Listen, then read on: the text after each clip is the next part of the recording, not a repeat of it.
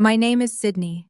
I am 32 years old, and I have spent my entire adult life building a fortress out of my career. As the founder and director of a crisis public relations firm, I make my living managing disasters, mitigating damage, and controlling narratives for high-profile clients. Ironically, the most toxic and uncontrollable narrative I have ever had to navigate belongs to my own family. Tonight on Christmas Eve, the carefully constructed facade of my family is going to burn to the ground. The spark that lights the fire begins with the sharp clinking of crystal. I am standing in the lavishly decorated dining room of my parents' house. The air is thick with the scent of roasted pine and expensive perfume. My older sister Brittany stands at the head of the table. She holds a glass of vintage champagne, tapping it with a silver spoon to command the attention of every single guest. Brittany is 35, but she acts like a high school mean girl who never outgrew her need for an audience. She looks directly at me, her lips curling into a vicious sneer. She loudly announces to the entire room that it must be incredibly tough for me to be 33 and still single, spending another Christmas completely alone.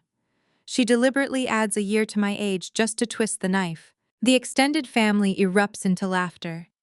Aunts, uncles, and family friends chuckle at my expense. I look over at my mother Brenda, expecting at least a shred of maternal intervention. Instead, Brenda just smiles, takes a sip from her own glass, and dismissively tells the room that Brittany is just joking. My mother always protects her golden child. For years, I was the designated punching bag, the scapegoat they used to make themselves feel superior. But I am not that scared and defenseless girl anymore. I set my wine glass down on the mahogany table. The soft thud barely makes a sound, but my posture commands the room. I look my sister dead in the eyes and speak with absolute and unshakable calm.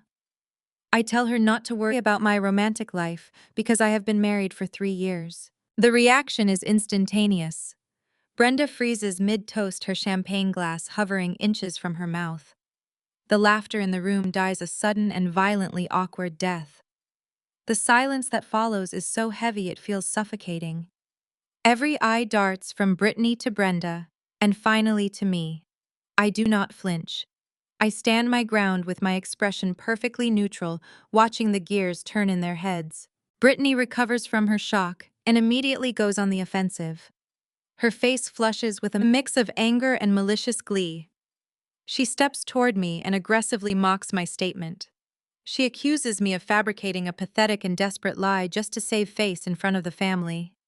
She laughs mockingly, asking where this invisible husband has been hiding all these years. She tells the guests that my career must be failing if I have to resort to making up an imaginary spouse just to feel important. Before I can respond, my father Richard intervenes. His face is red with indignation. He slams his hand down on the dining table, rattling the expensive silverware. He angrily reprimands me for causing a scene. He accuses me of being jealous of Brittany and trying to steal the spotlight on a holiday meant for family unity. Richard cares only about appearances. He demands that I apologize to my sister and stop ruining the evening with my delusional fantasies. The hostility radiating from my parents is palpable. They are so eager to put me back in my designated place at the bottom of the family hierarchy. I simply look at Richard. I observe his expensive tailored suit, knowing full well the desperate financial reality he is trying to hide beneath it. I know things about his logistics business that he thinks are tightly under wraps, but I keep my silence. The tension in the dining room reaches a boiling point, ready to snap. Right at that precise second, the front doorbell rings. The sharp chime cuts through the heavy atmosphere like a knife. Everyone turns their heads toward the grand foyer. My mother frowns, clearly annoyed by the interruption, muttering about who could possibly be arriving this late in the evening. I do not say a word to my parents or my sister. I simply turn on my heel and walk purposefully down the wide hallway toward the front door. I can feel the burning gaze of my family boring into my back. I reach out and grasp the heavy brass handle, pulling the massive oak door open to the freezing winter night. The crisp and icy wind rushes into the heated foyer. Standing on the porch, lightly dusted with fresh snow, is Liam. My husband steps inside, wiping his boots on the entry mat. He looks exactly as he always does, entirely unassuming. Liam is 35 years old, but he carries the quiet confidence of a man who has nothing left to prove to the world. He is wearing a plain, unbranded charcoal cashmere sweater, dark denim jeans, and a pair of sturdy winter boots. There is not a single visible logo on his clothing. He wears no flashy jewelry, no gold cufflinks, and no ostentatious watch to signal his status. To the untrained eye, he looks like a perfectly average middle-class man arriving from a long day of ordinary work. No one in my family knows the truth. They do not know that the man standing in their foyer is the founder and chairman of the most powerful private venture capital firm on the East Coast. They do not know his net worth is measured in the billions. And most importantly, they do not know that Liam and I have spent the last 3 years building a deeply loving and intensely private marriage, carefully shielding our relationship from the toxic and destructive reach of my family. I smile warmly at him, giving a genuine smile that I never use around my parents. I reach out and gently brush the snow from his broad shoulders. I take his heavy winter coat, hanging it carefully in the hall closet. He presses a soft and reassuring kiss to my forehead, his quiet strength instantly grounding me. He knows exactly what kind of environment he is walking into. We planned this. We knew the storm was coming, and we are entirely ready to face it together. I take his hand, feeling the solid warmth of his grip, and lead him back down the hallway into the dining room. The guests are still frozen in their places, staring in absolute bewilderment as I return with a strange man. I stand beside the long dining table, keeping my voice perfectly level and professional. I introduce Liam to the room, formally announcing him as my husband. The silence returns heavier and more judgmental than before. Brittany crosses her arms over her chest, her eyes narrowing as she inspects Liam.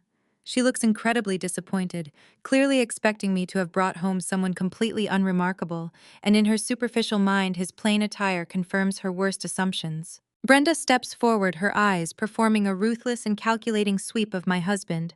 My mother operates purely on visual currency. She looks for the glint of an expensive watch, the cut of a bespoke Italian suit, the recognizable stitching of a designer brand. She finds absolutely nothing.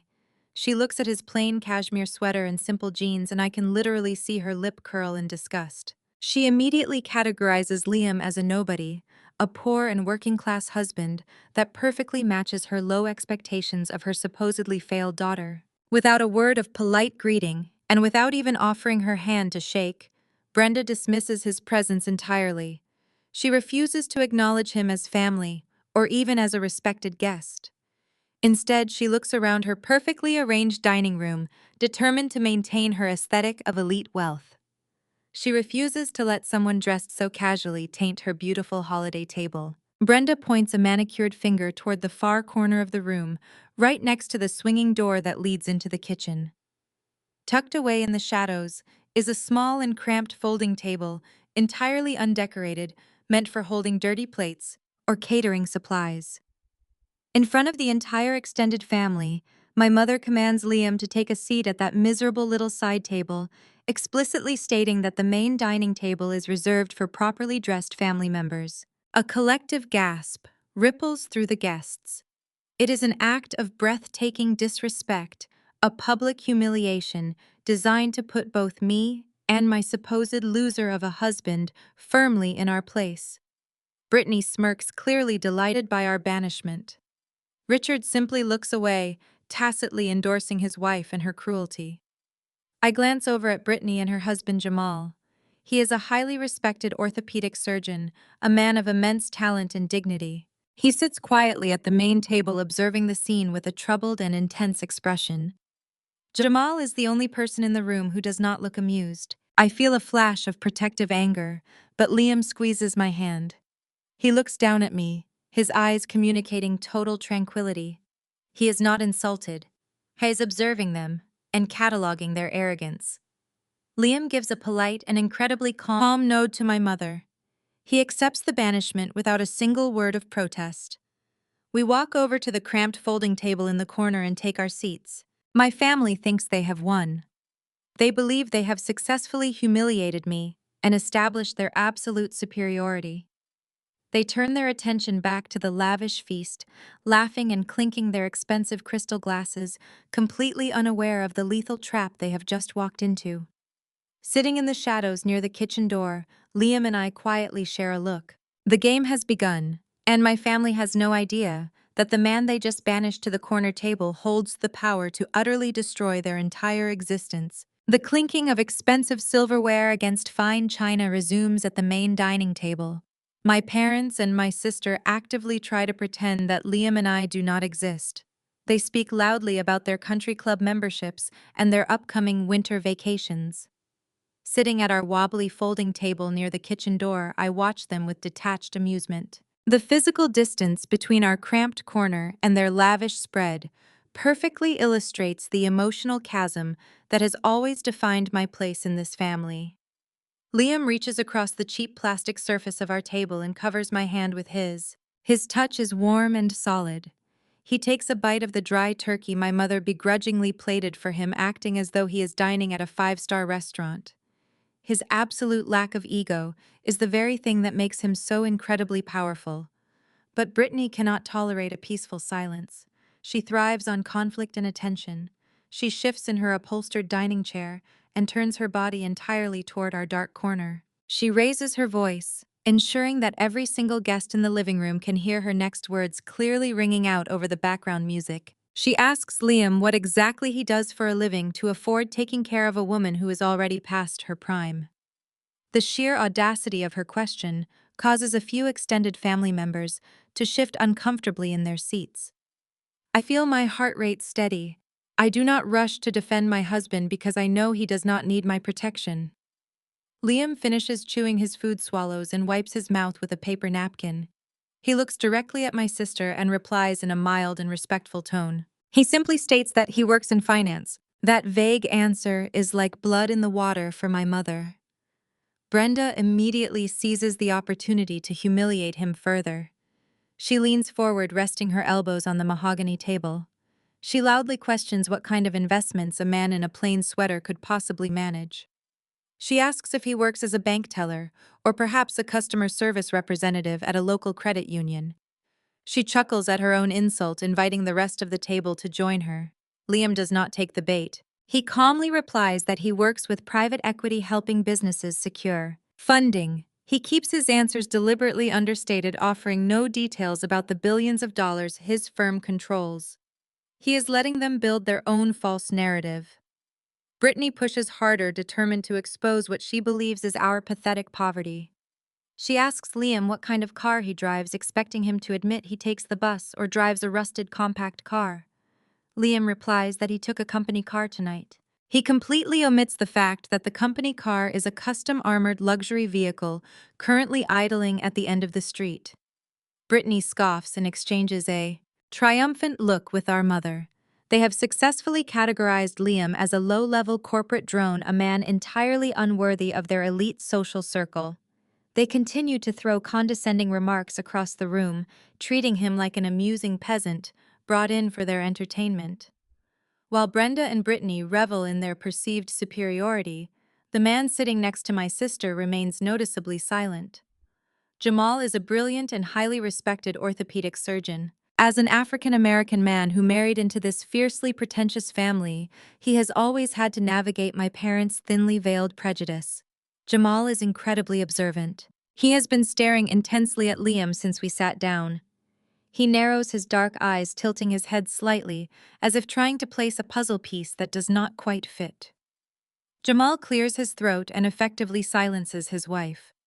Jamal leans forward and speaks to Liam with genuine and polite curiosity. He says that Liam looks incredibly familiar. Jamal asks if they happened to cross paths at the elite pediatric health charity gala held downtown late last month.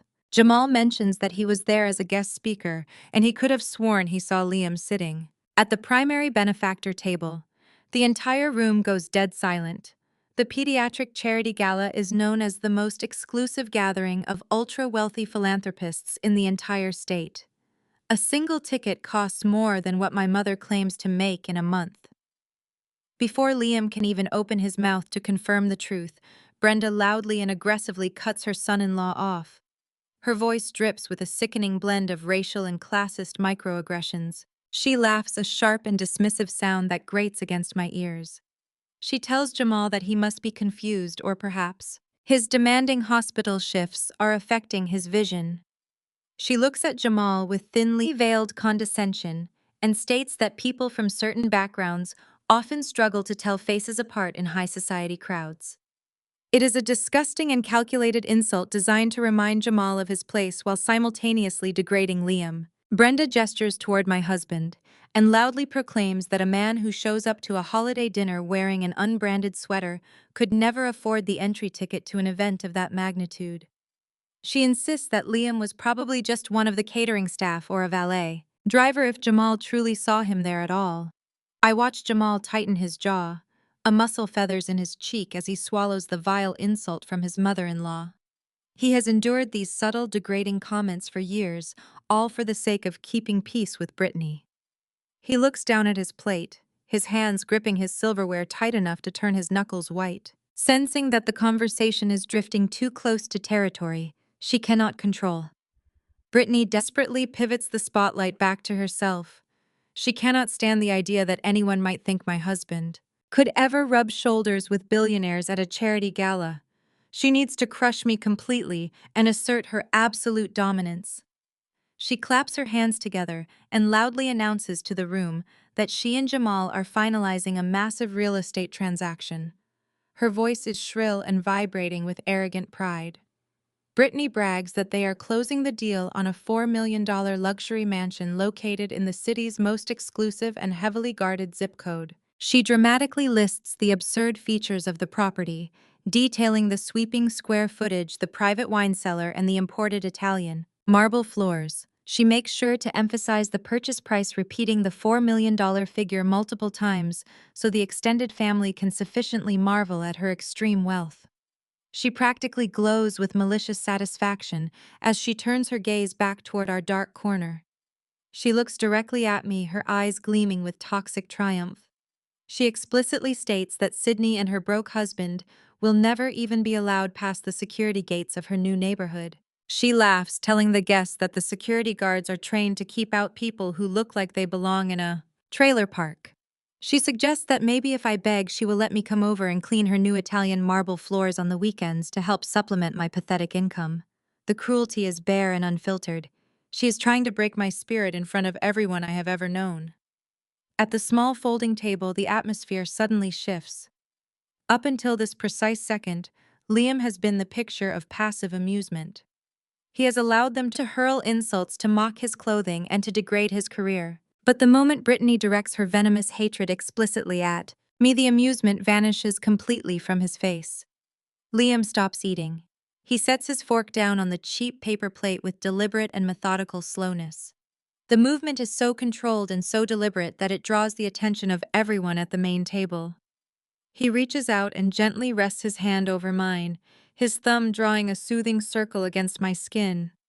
Then he turns his head and looks directly at my sister. The easygoing and mild-mannered facade drops away, revealing the lethal corporate titan underneath. His eyes lose all their warmth, turning into chips of dark ice.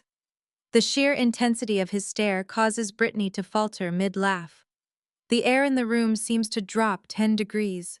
He does not raise his voice. He does not yell or match her hysterical energy.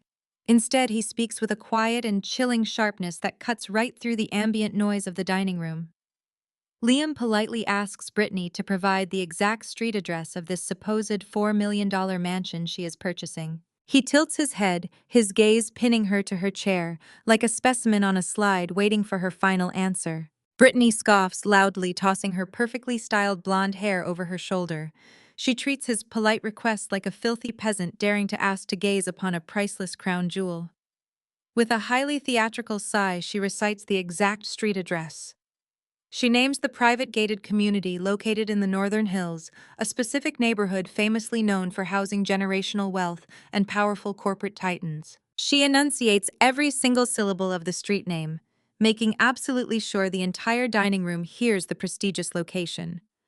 She leans back in her upholstered dining chair, crossing her arms tightly over her chest, and waits for my husband to shrink back into the shadows. She fully expects him to be crushed by the sheer magnitude of her supposed purchasing power. She genuinely expects him to cower in pathetic shame. Instead, Liam does not even blink. He smoothly reaches into the front pocket of his simple denim jeans and pulls out his smartphone. The bright screen illuminates his calm and heavily structured face. He taps the glass twice, his thumb swiping across a highly secure private equity application that no one else in this room possesses or could even comprehend. The silence in the dining room stretches out, becoming tight and brittle. The guests watch him, completely unsure of what this poorly dressed man could possibly be searching for on his device. My mother rolls her eyes, muttering something under her breath about bad manners and the disrespect of using a mobile phone at her beautiful holiday dinner table. But Liam ignores her completely. He focuses entirely on the financial data displayed on his screen. He locks his phone and slides it back into his pocket. He looks across the dining room, maintaining direct and unwavering eye contact with my sister. His voice remains perfectly level, completely devoid of malice, but carrying the undeniable and heavy weight of absolute corporate authority. He casually informs Brittany that she will not be moving into that mansion. He states that the financial transaction for that specific property was officially frozen by the primary development group exactly 3 hours ago. The dining room plunges into a tense and suffocating silence. It is not the awkward quiet of a ruined holiday joke, but the breathless paralysis of a live bomb being dropped directly onto the dinner table. No one dares to move. The cheerful clinking of expensive cutlery has ceased entirely. Brittany opens her mouth to speak, but no sound comes out. Her arrogant smirk dissolves instantly into a mask of pure confusion.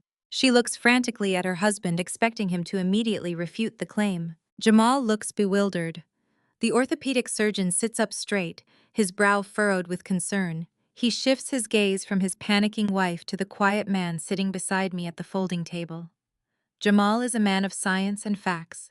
He knows that his mortgage approval was supposed to be a certainty based solely on his pristine credit score and his massive medical salary.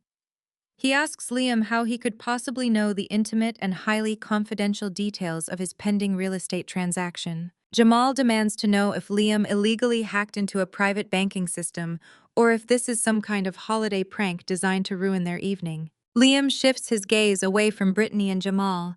He looks directly at my parents. He stares at Brenda and Richard, who are sitting frozen at the head of the table.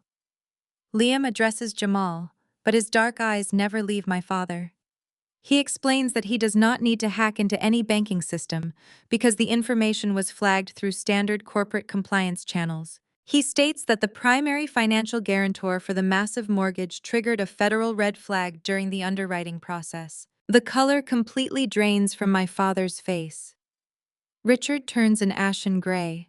The confident patriarch, who just moments ago was loudly scolding me for ruining the holiday spirit, now looks like a guilty man standing on the gallows. Liam continues his surgical dismantling of their financial facade.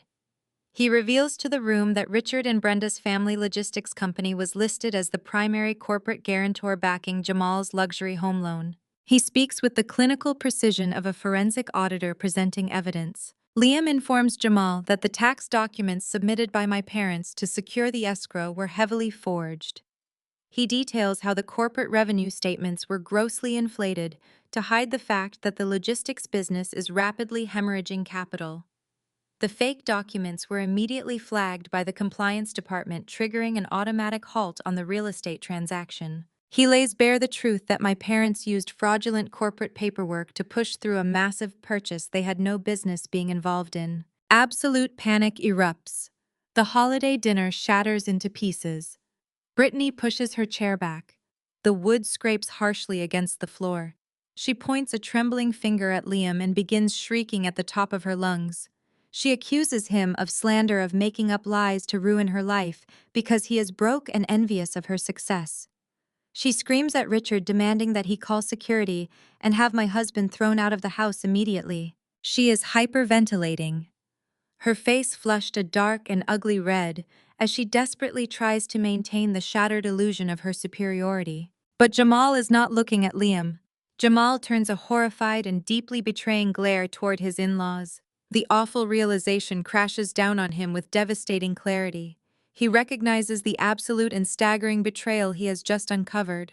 He realizes that Richard and Brenda purposely used his flawless credit history, his hard-earned medical salary, and his spotless professional reputation to secure a luxury home while secretly attaching criminal and fraudulent corporate documents to his escrow file. They did not just lie to a local bank. They actively and maliciously tied a highly respected African-American surgeon to a massive federal tax fraud scheme, putting his entire medical career, his hard-earned license, and his personal freedom at catastrophic risk. Jamal stands up. His massive and imposing frame towers over the ruined dining table. The polite and constantly accommodating son-in-law vanishes, completely replaced by a man demanding justice. He slams his heavy hands down on the mahogany table, demanding immediate answers from Richard. His voice booms deeply through the room, commanding the absolute truth. He demands to know if Richard actually attached forged tax returns to his personal mortgage application. He asks how they could possibly jeopardize his medical license and his entire livelihood just to finance a stupid vanity purchase for their incredibly spoiled daughter. Richard is practically suffocating under the heavy weight of his own criminal exposure. He looks desperately around the room, seeing the disgusted and shocked faces of the extended family members who previously idolized him. He cannot answer Jamal because there is absolutely no defense against the harsh truth.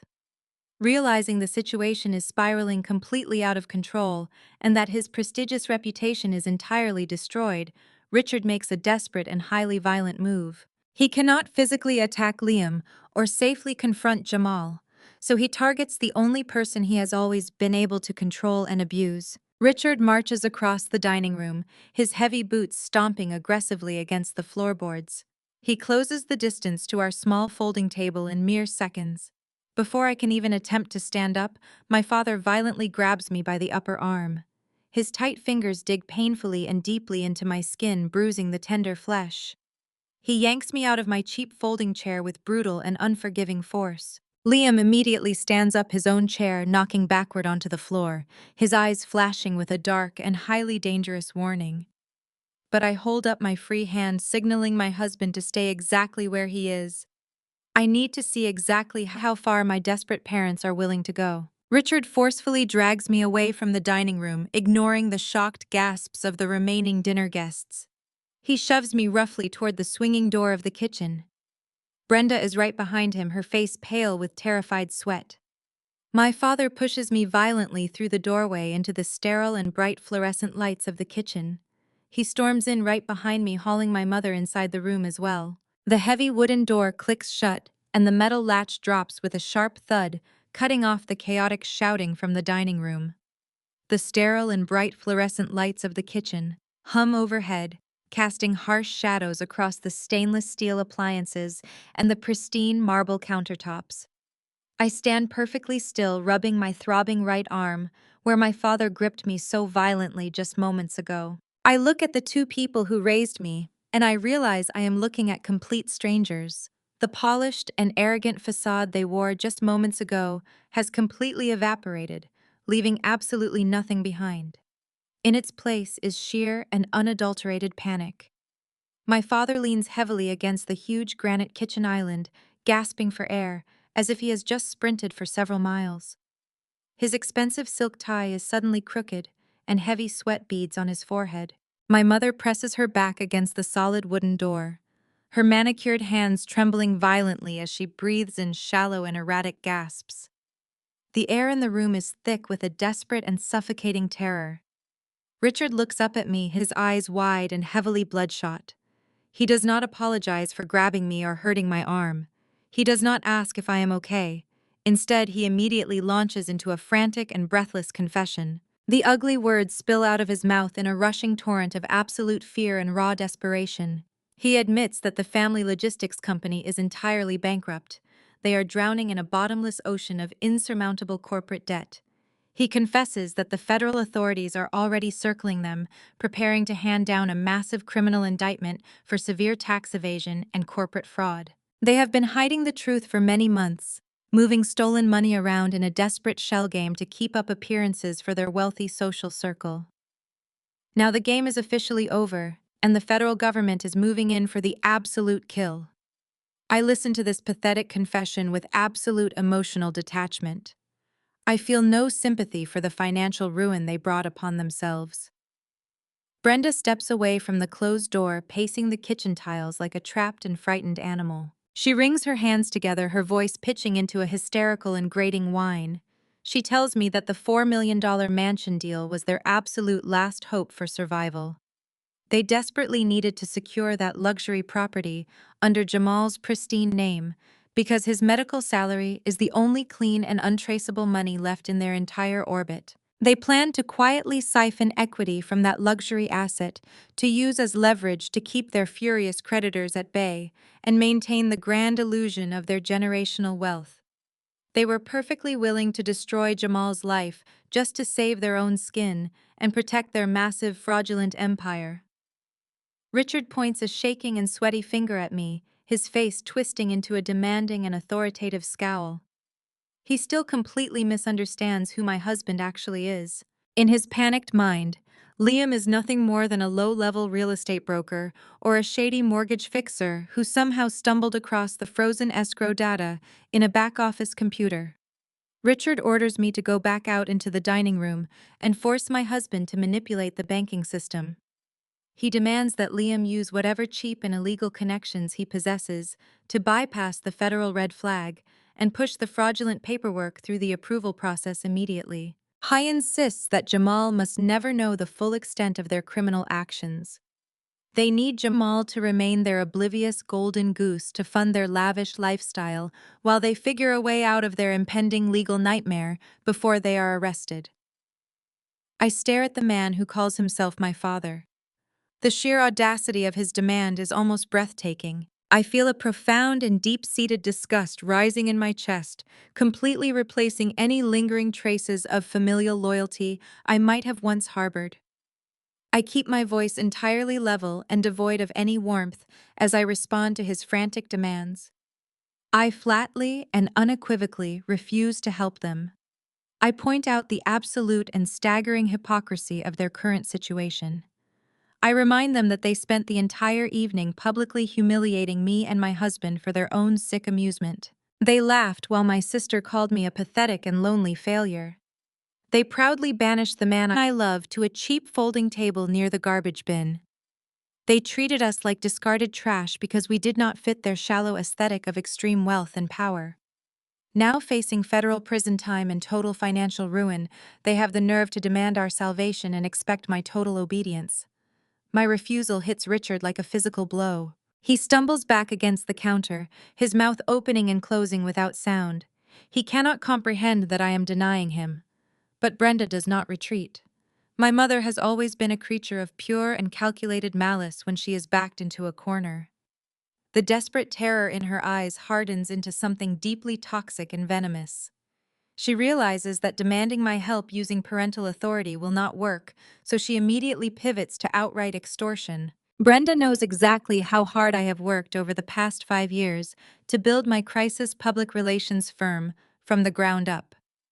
She knows I handle extremely sensitive issues for high-profile clients, and that my professional reputation is the absolute cornerstone of my entire livelihood.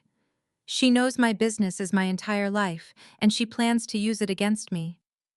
Brenda steps dangerously close to me, her voice dropping to a vicious and threatening whisper. She promises that if I do not make Liam unfreeze the mansion deal, she will personally destroy everything I have ever built. She outlines a sick and twisted blackmail plot right there in the middle of the kitchen. She threatens to fabricate a mountain of corporate documents and forge internal communications using my company letterhead. She promises to leak these fake documents directly to the most aggressive media outlets in the city. Her plan is to falsely frame my public relations firm as the criminal mastermind behind their entire tax fraud scheme. She says she will tell the press and the federal investigators that I used my specialized crisis management expertise to help them hide their illegal assets and evade the government audits for years. She smiles a cruel and ugly smile, explicitly threatening to drag me down to a federal prison cell right alongside them. She tells me that my pristine reputation will be completely annihilated overnight, and my highly successful business will be reduced to ashes before the end of the week. She claims the media will devour the story of a corrupt public relations executive helping her parents steal millions. She looks at me with triumphant malice, truly believing she has backed me into an inescapable and terrifying corner. She expects me to crumble to beg for mercy and to submit to her wicked demands just to save my own career and my freedom. She expects the old Sydney to surrender to her maternal terror and do exactly what she is told. I do not flinch. I do not take a single step back, and I certainly do not show a single ounce of fear. My reaction is completely icy and heavily calculated. I stare down the woman who gave birth to me, analyzing her clumsy threat with the clinical precision of the expert crisis manager that I am. I recognize the desperate bluff of a drowning woman grasping at razor blades. I know my business is legally and securely insulated from their toxic enterprise, and her amateur threats hold absolutely no weight against my meticulous corporate compliance. I have spent my entire career anticipating and neutralizing threats far more sophisticated than her pathetic extortion attempt. I look at her, and I see nothing but a weak and pathetic criminal who is completely out of options and out of time. I look deeply into Brenda's eyes, and I let a cold and detached silence stretch between us. I see the exact moment she realizes her blackmail has failed entirely. The brief flash of triumph on her face melts back into absolute and total terror. She sees that I am untouched by her venom and that I hold all the power. I do not owe them an explanation or a negotiation. I do not even give them the satisfaction of a verbal response to their disgusting ultimatums. The silence I leave between us is far more devastating than any screaming match or angry argument could ever be. I turn on my heel, my posture perfectly straight and my head held extremely high. I walk directly toward the heavy wooden door, lifting the cold metal latch, cutting all my familial ties, completely forever. I push through the swinging kitchen door, leaving my panicked parents trapped in their own self-made prison. The transition from the harsh fluorescent glare of the kitchen to the subdued ambient lighting of the main hallway is jarring. I take a slow and measured breath, letting the sterile air of my parents' desperation fade away from my lungs. I expect to walk straight back into the dining room to collect my husband and leave this toxic environment behind me for good. My heels make no sound on the thick imported runner rug that spans the length of the corridor. I move with the silent precision of a predator, completely detached from the emotional carnage I just left behind. The hallway is lined with expensive artwork and gilded mirrors projecting an image of generational wealth that I now know is entirely fabricated. As I approach the grand foyer, a sudden movement catches my eye. I stop dead in my tracks, melting instantly into the deep shadows cast by a large decorative column. Standing near the oversized mahogany coat closet just out of sight from the main dining room is my sister. Brittany has cornered my husband. I press my back firmly against the cool plaster of the wall, remaining completely hidden from their view. I watch the scene unfold with a mixture of clinical fascination and profound disgust. Brittany has completely misread the entire situation. In her shallow and transactional mind, she still believes Liam is some kind of low-level real estate fixer or a shady mortgage broker who happens to hold the keys to saving her precious $4 million mansion. She does not see a billionaire venture capitalist standing before her. She sees a tool to be manipulated, and she is deploying the only weapon she knows how to use. Her physical approach is overtly predatory. She has cornered him against the closed double doors of the closet, blocking his direct path back to the dining room. I observe her posture, noting the calculated arch of her back and the way she deliberately tilts her head to expose her neck. She is invading his personal space intentionally, stepping far too close for a casual conversation. I do not feel a single ounce of jealousy or panic. I know my husband. I know his unwavering loyalty and his absolute disdain for women who operate with such cheap and transparent manipulation. Instead of rushing forward to interrupt this disgusting display, I reach into the pocket of my blazer. I slide my smartphone out with practiced efficiency. I keep my movements entirely fluid and silent. I bypass the lock screen and open the camera application, switching it immediately to video mode. I hit the record button. The small red timer begins ticking upward in the darkness. I hold the lens perfectly steady, framing the shot to capture both of their faces clearly in the dim hallway light. I am not a scorned wife acting on impulse. I am a crisis management executive gathering irrefutable digital evidence of my sister's ultimate betrayal. Through the high-definition lens of my camera, I watch Brittany launch into her pathetic seduction attempt.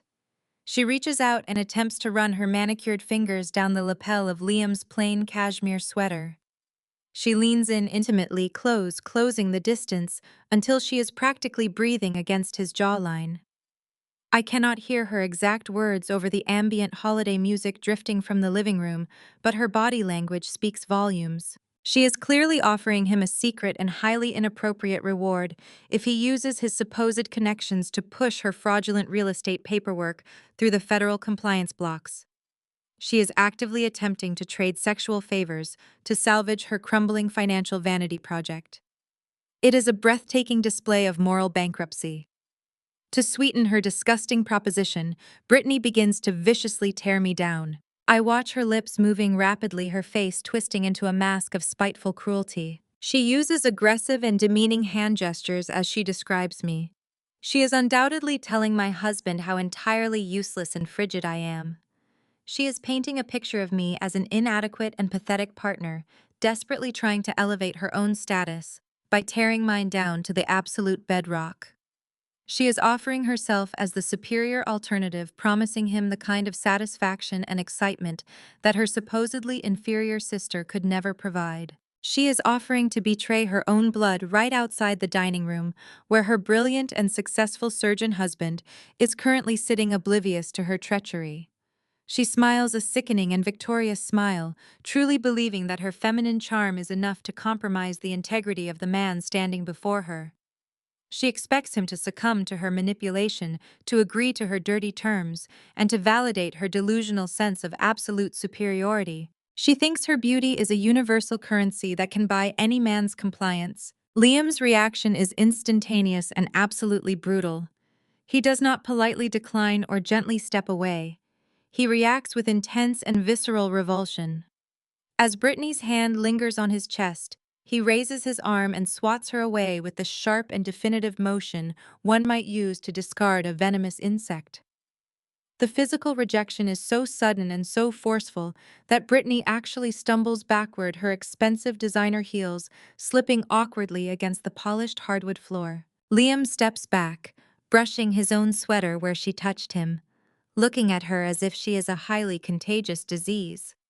His face, which had remained so mild and accommodating throughout the entire dinner, hardens into a mask of pure and lethal authority. He does not raise his voice, but the cold intensity of his demeanor is unmistakable even from my hidden vantage point. The easygoing facade he wore for my parents is completely gone, replaced by the unforgiving nature of a man who controls empires. He leans forward slightly, delivering a verbal dismantling so precise and so devastating that I can see the color rapidly draining from my sister's face. He coldly informs her that her assessment of me is completely and fundamentally wrong. He makes it abundantly clear that I am far from useless. Instead, he explains that I have been incredibly and dangerously merciful. He ensures she understands that I am the only reason this fraudulent and pathetic family was not completely crushed into dust years ago. He strips away her delusions of grandeur piece by piece, letting her know exactly how insignificant and repulsive he finds her.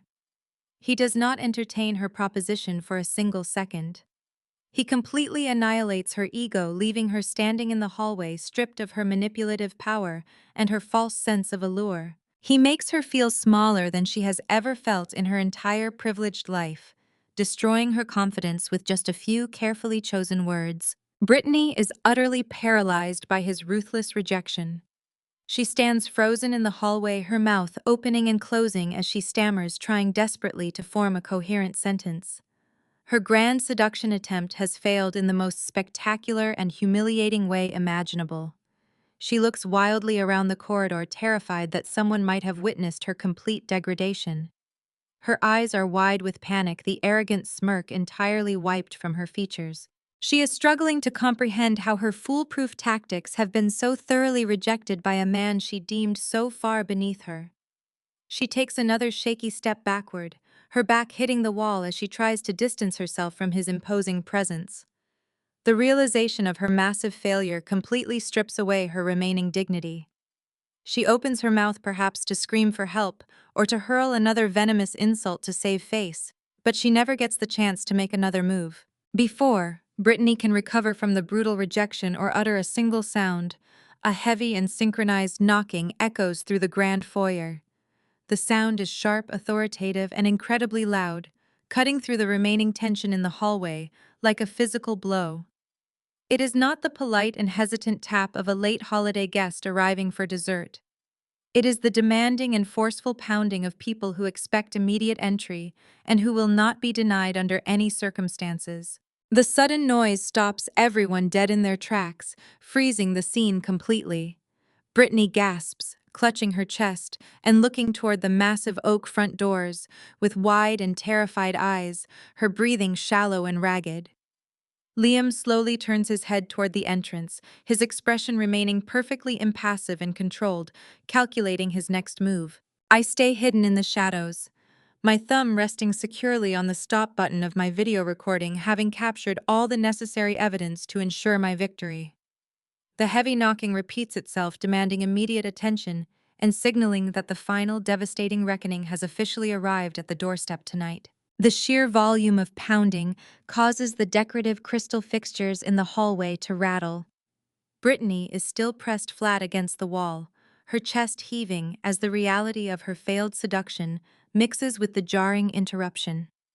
The massive oak front doors swing inward before anyone in the immediate vicinity can even reach for the brass handle. The biting winter wind howls into the grand foyer, bringing with it a swirl of aggressive snowflakes that immediately begin melting against the imported tile.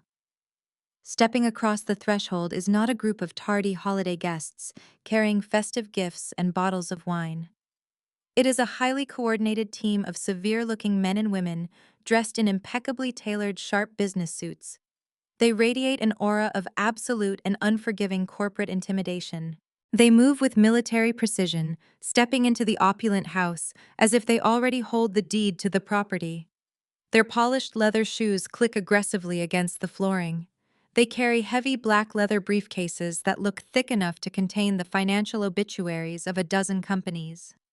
The lead executive, a tall and imposing man with striking silver hair and a brutally cold expression, steps forward. He does not remove his heavy tailored overcoat. He simply stands in the center of the foyer, his piercing gaze sweeping over the lavish decorations with distinct and undeniable contempt. The holiday cheer that was previously manufactured by my family completely evaporates, replaced instantly by the suffocating pressure of a hostile corporate takeover occurring in real time. Down the hallway, the kitchen door suddenly bursts open. The violent sound of the metal latch striking the wall echoes loudly. Richard and Brenda sprint out of the kitchen, their faces flushed a deep and unhealthy red. The panic that consumed them just moments ago has now morphed into a manic and terrifying desperation. They scramble down the corridor, their eyes locking onto the silver-haired executive standing in their entryway. In their frantic rush to reach their supposed savior, they completely disregard everything and everyone in their path. Richard barrels toward the foyer, his heavy frame moving with reckless momentum. He does not even try to avoid us. My father violently shoves his shoulder into my side, aggressively knocking me out of his way. The impact is hard enough to make me stumble, but Liam instantly catches my waist, steadying me with his solid and unyielding grip.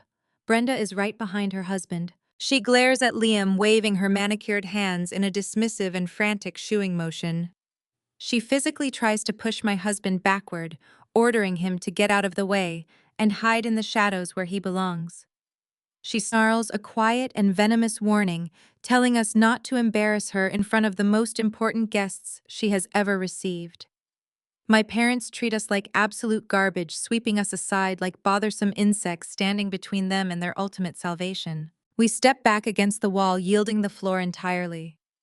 I watch with absolute clinical detachment as my parents rush forward to dig their own graves. Richard reaches the lead executive and immediately switches into a sickeningly sycophantic tone. It is truly revolting to witness. The aggressive patriarch who just violently shoved his own daughter moments ago suddenly shrinks into a fawning and pathetic beggar. He aggressively thrusts his sweaty hand forward, attempting to initiate a confident handshake, but his fingers are visibly trembling. He overly enunciates his words loudly, welcoming the executive to his home and thanking him profusely for braving the terrible winter weather. He practically bows as he speaks, his voice dripping with desperate flattery.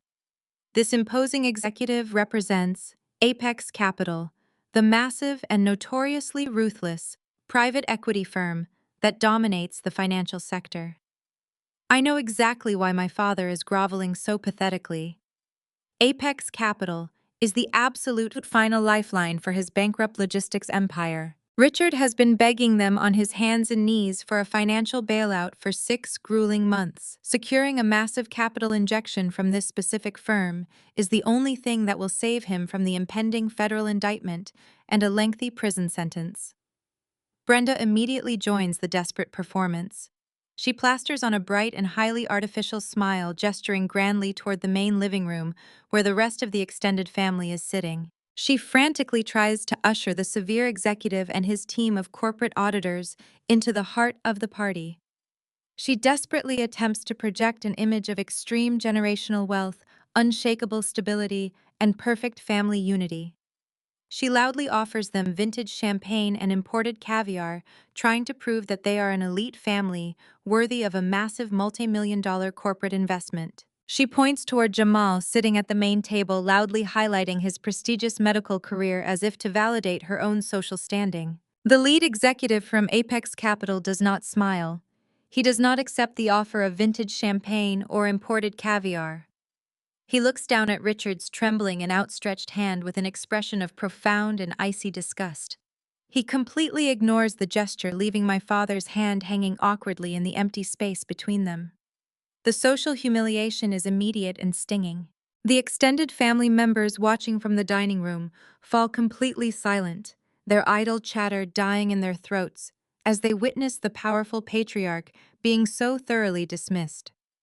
The silver-haired executive adjusts his grip on his heavy leather briefcase and begins to walk. He marches right past my bewildered parents, stepping around them as if they are nothing more than inconvenient obstacles blocking his path. He ignores the glittering chandeliers, the expensive holiday decorations, and the lavish feast spread across the mahogany dining table. His corporate team follows him in a tight and disciplined formation, leaving Richard and Brenda completely stunned in their wake. The executive does not walk toward the grand living room or the comfortable seating areas. He marches directly toward the darkest and most cramped corner of the room. He walks with deliberate purpose, heading straight toward the miserable little folding table located right next to the swinging kitchen door. The very same table where Brenda banished my husband just an hour ago. The entire room holds its breath, entirely confused by the executive's trajectory. Brittany presses her back against the wall, her eyes wide with mounting horror as she watches the scene unfold. The lead executive stops precisely 3 feet in front of Liam. The tension in the room is so thick it threatens to crack the crystal glasses resting on the dining tables.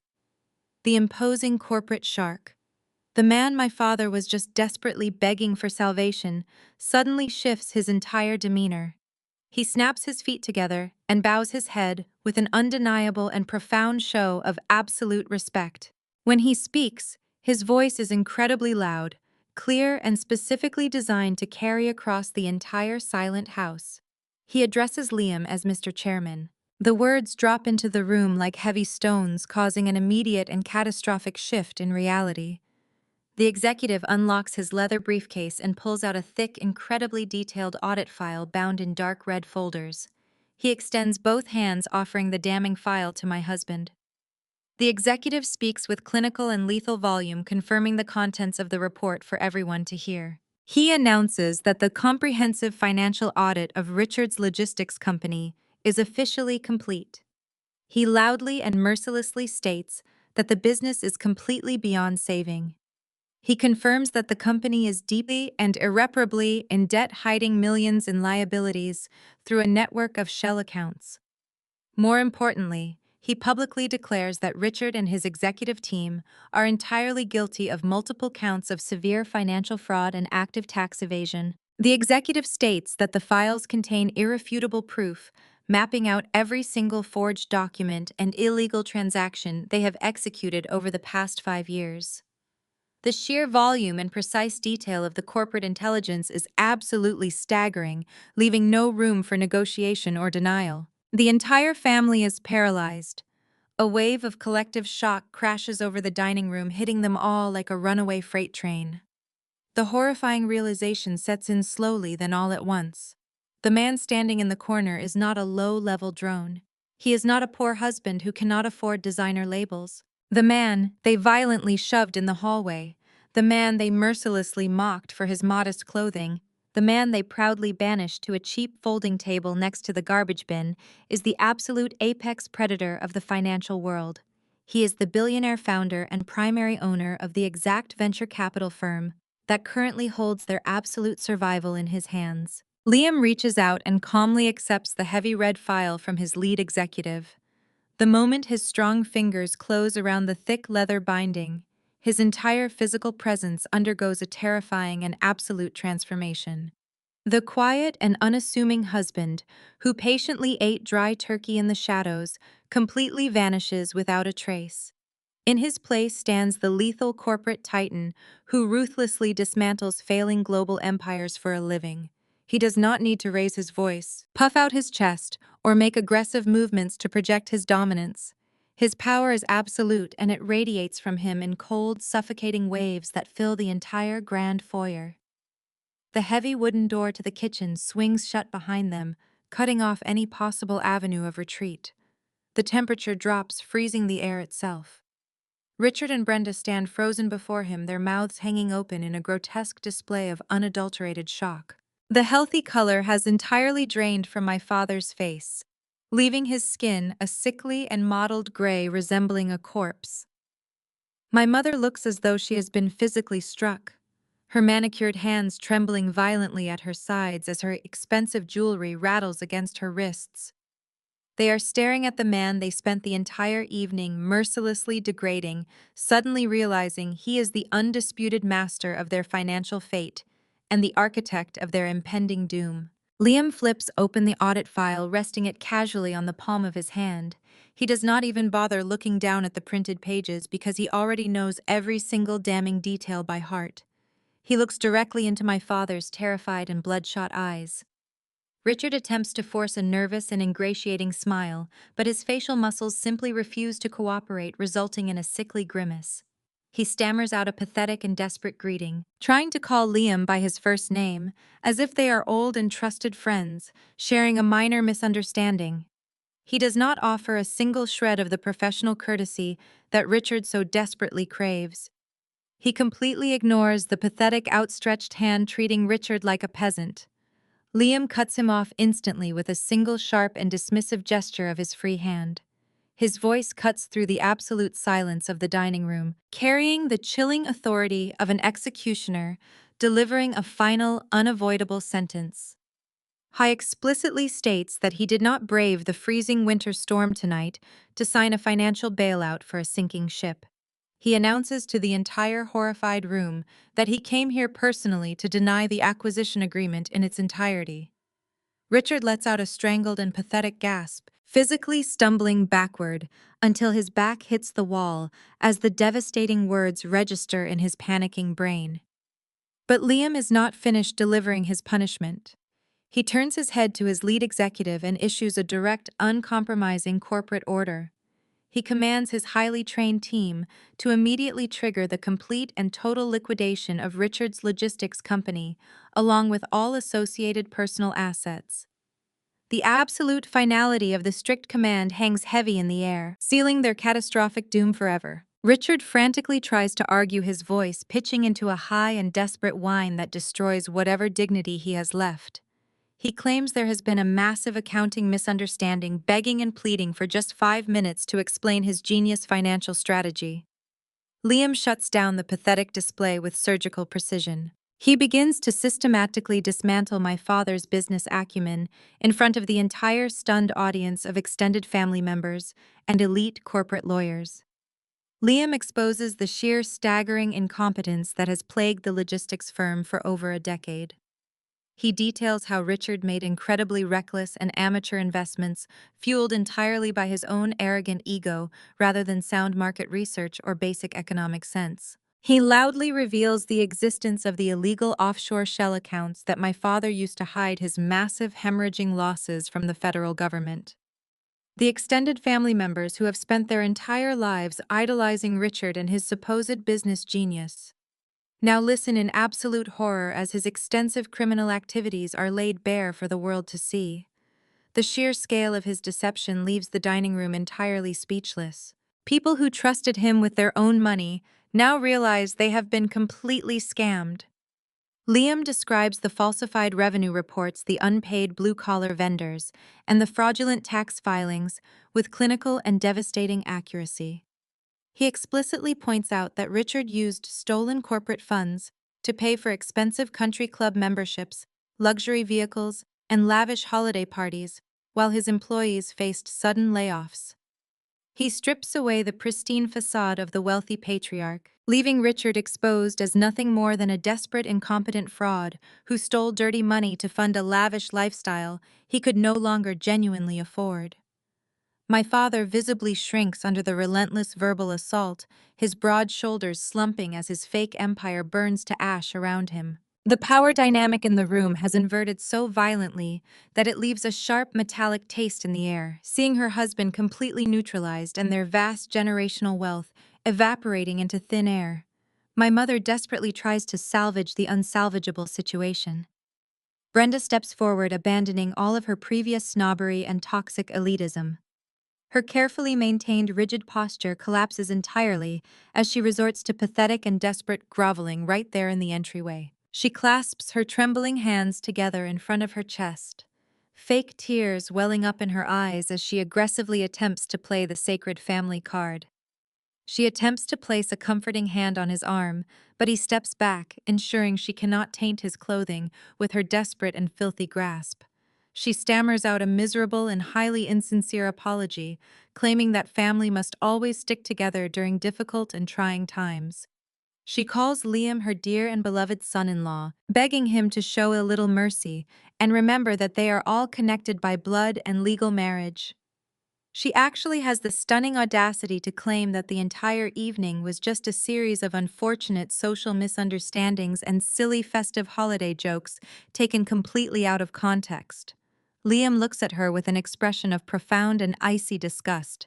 He does not allow her to finish her pathetic theatrical performance. He smoothly shuts down her desperate manipulation by simply gesturing toward the back of the dining room. He coldly reminds her of the cramped, undecorated folding table located right next to the kitchen garbage bin. He asks her why a beloved and respected member of the family was cruelly banished to the shadows like a sick stray dog.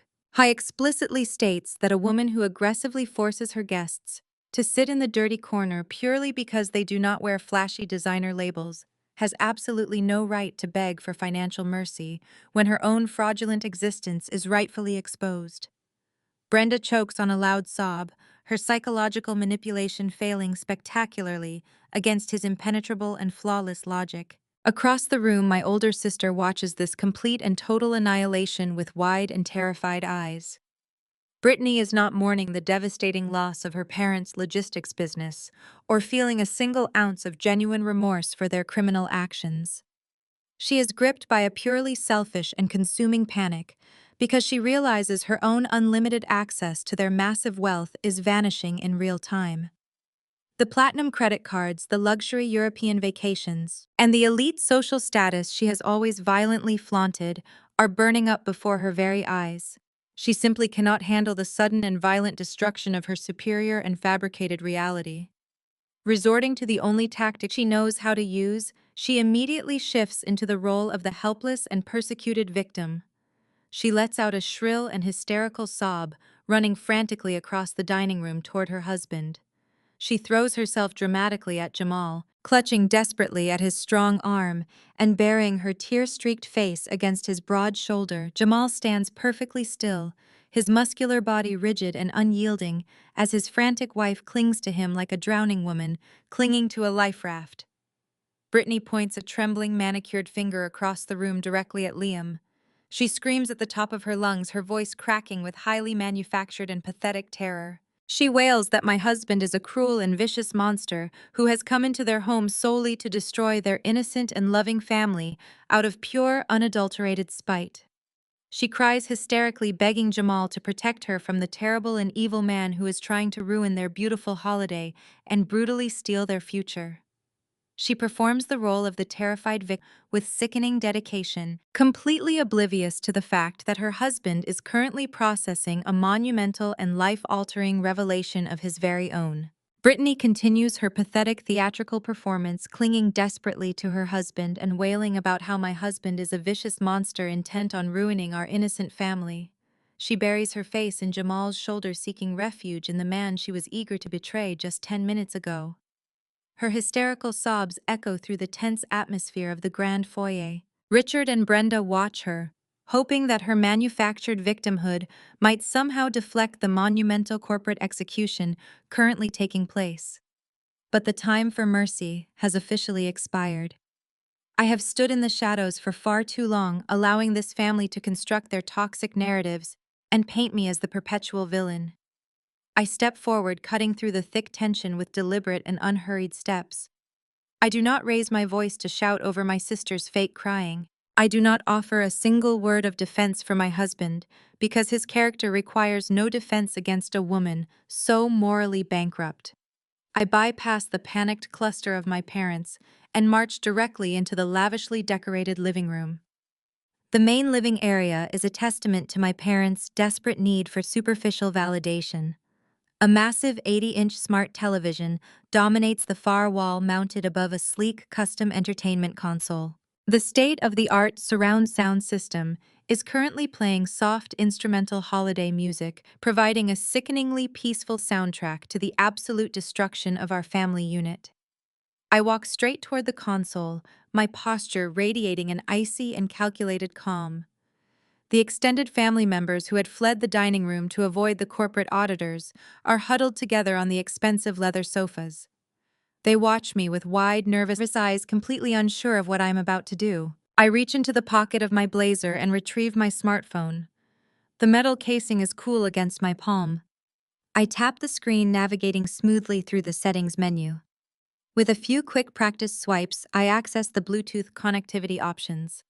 I select the main living room entertainment system from the list of available devices. The synchronization process takes only a fraction of a second. The soft instrumental holiday music abruptly cuts off, leaving a sharp and ringing silence in its wake. The sudden loss of background noise causes everyone in the room to freeze. Even Brittany stops her hysterical sobbing, sensing a catastrophic shift in the environment. She turns her head, peering over Jamal's broad shoulder, her tear-streaked face twisting into a mask of pure confusion. I do not look at her. I keep my eyes firmly fixed on the massive television screen. I open my photo gallery and locate the video file I recorded just moments ago in the dimly lit hallway. My thumb hovers over the play button. I feel no hesitation and absolutely no remorse. I am simply delivering the unvarnished truth to a room full of people who have thrived on malicious lies for their entire lives. I press play. The enormous 80-inch screen flickers to life, casting a harsh and unforgiving glow across the faces of the gathered audience. The high-definition video quality is flawless, capturing every single detail of the dark corridor. The state-of-the-art surround sound system, designed to provide an immersive cinematic experience, now serves as the ultimate instrument of my sister's total degradation. The audio blares through the room with crystal-clear precision. The crisp sound of Brittany's expensive designer heels clicking against the hardwood floor echoes from every speaker. The footage shows her aggressively cornering my husband near the coat closet, her body language overtly predatory and desperate. The entire room watches in stunned silence as my sister's face fills the massive screen. Her arrogant and manipulative expression is magnified for everyone to witness. She looks nothing like the innocent victim she was just pretending to be. She looks exactly like a woman willing to sell her soul to save her superficial lifestyle. The guests, the elite legal team, Richard, Brenda, and Jamal stand, completely paralyzed as the digital evidence plays out before them. Brittany's voice projects through the high-end speakers dripping with sickening seduction. She is heard clearly offering a highly inappropriate and secret reward to my husband if he uses his supposed real estate connections to push her fraudulent mortgage paperwork through the federal compliance blocks. The sheer audacity of her proposition hangs in the air, heavy and undeniable. She is publicly proposing a dirty transactional affair right outside the room where her husband was sitting. The recording captures her leaning intimately close to Liam, attempting to trade sexual favors to salvage her $4 million vanity project. The extended family members gasp collectively, the horrifying reality of her moral bankruptcy washing over them. But the video does not stop there. To sweeten her vile offer, the recorded version of Brittany begins to viciously and maliciously tear me down. Her cruel and degrading words about her own sister reverberate off the living room walls. She describes me using the most insulting and demeaning terms imaginable. She loudly claims that I am entirely useless, frigid, and completely incapable of satisfying a man. The sheer venom in her recorded voice exposes the deep-seated jealousy and hatred she has harbored against me for decades. She paints a picture of me as an inadequate partner, desperately trying to elevate my own status, while she offers herself as the vastly superior alternative. The audio captures her promising my husband the kind of excitement and satisfaction that she insists I could never provide. The stark contrast between the weeping, helpless woman currently clutching Jamal's arm and the vicious, predatory manipulator on the television screen is incredibly jarring. She has been thoroughly unmasked. Her perfectly crafted golden child persona shatters into a million irreparable pieces, broadcasting her true toxic nature to the very people she has spent her entire life trying to impress. The realization of what is happening finally crashes into Brittany's panicking brain. Her eyes widen in absolute horror as she watches her own betrayal playing out in high definition. The blood completely drains from her face, leaving her skin a chalky and sickening white. She lets out a guttural scream, tearing herself away from Jamal. She lunges across the living room, her expensive designer heels slipping dangerously against the polished flooring. She sprints toward the entertainment console, waving her arms frantically and screaming for someone to turn the television off. She demands that the video be stopped immediately, hurling herself toward the screen in a pathetic attempt to block the footage with her own body. She reaches out, scratching frantically at the glass panel, as if she can physically erase the digital evidence. But she is far too late. The damage is already done, and the truth has been permanently seared into the minds of every single person present. The video reaches its final and most devastating conclusion. The surround sound system broadcasts Liam's instantaneous and brutal reaction. The audio captures the sharp sound of him swatting her hand away with intense revulsion. The screen shows him stepping back as if she is a contagious disease, his face hardening into a mask of pure and lethal authority. His commanding voice echoes through the living room, slicing through Brittany's frantic screaming. The recording plays his firm declaration that I am not useless, but rather far too merciful for not crushing this fraudulent family into dust years ago. The footage perfectly captures her stammering failure before the screen abruptly cuts to black. The video finishes playing, terminating the Bluetooth connection and leaving a ringing and deafening silence in its wake. The contrast between the loud digital confrontation and the current absolute stillness of the room is staggering. No one dares to move. No one dares to breathe. I stand calmly beside the dark television screen, my posture perfectly straight. I reach out and smoothly pocket my smartphone, securing the instrument of her destruction. I turn my head and watch the color completely drain from my sister's face as the inescapable reality of the evidence settles over the room. Brittany stands trembling before the blank screen, her chest heaving as she realizes her life has just been destroyed by her own actions. The elite corporate team watches her with clinical disgust, while Richard and Brenda remain frozen in the doorway, utterly powerless to manipulate this catastrophic revelation. I look past my ruined sister and lock eyes with Jamal, watching the profound and devastating realization wash over his features as he finally understands the true nature of the woman he married. The foundation of their toxic empire has been completely demolished, leaving nothing but the undeniable truth exposed for all to see. The perfect daughter has been revealed as a treacherous, deceitful opportunist who is willing to sell out her family just to maintain her superficial status. The golden child is broken, and there is no coming back from this. Every pair of eyes in the sprawling living room slowly tears away from the blank television screen and shifts directly toward Jamal. The brilliant orthopedic surgeon stands perfectly still in the center of the room. He looks like a statue carved from dark stone, completely immobilized by the staggering magnitude of what he has just witnessed. As an elite medical professional, Jamal is intimately accustomed to navigating high-pressure situations and maintaining his composure during catastrophic emergencies. He repairs severe physical trauma with steady hands and a calm mind. But no amount of advanced surgical training could have prepared him for the absolute emotional carnage playing out in his own family. I stand near the entertainment console, observing the profound transformation taking place across his strong features. The heavy silence in the room amplifies the sound of his slow and measured breathing. He is meticulously processing the dense layers of absolute betrayal that have just been dumped onto his shoulders. He does not scream or fly into a violent, unpredictable rage. Instead, a chilling and clinical clarity washes over him, replacing his initial shock with a terrifying and cold understanding. He is putting the puzzle pieces together, connecting the dark dots of his entire marriage. The horrifying realization hits him with devastating force. He has been entirely and systematically used by every member of this household. He recognizes that his race and his background have been the subject of secret mockery for years. My mother, Brenda, has spent a decade projecting a shallow facade of liberal acceptance while quietly harboring deep-seated prejudice against the man who married her golden daughter. Jamal now understands that the subtle microaggressions he endured at family dinners were not accidental slips of the tongue.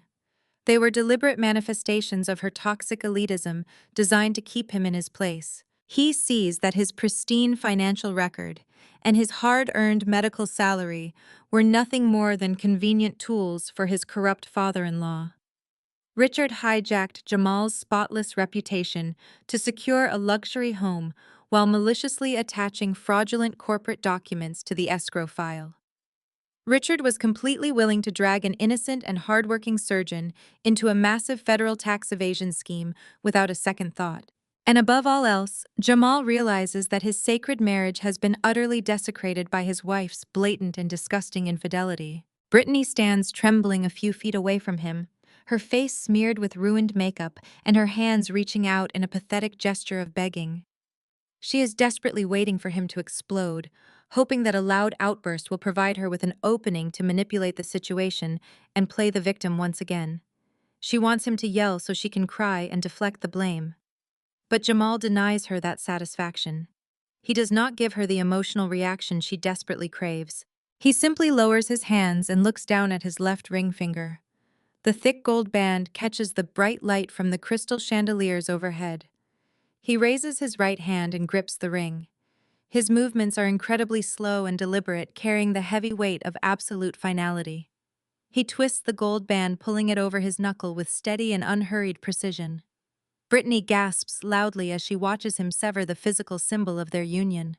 He holds the wedding ring between his thumb and forefinger for a brief moment, analyzing it as if it is a defective piece of medical equipment. Then he extends his arm and drops it. The heavy gold band hits the solid mahogany surface of the dining table with a sharp metallic clink.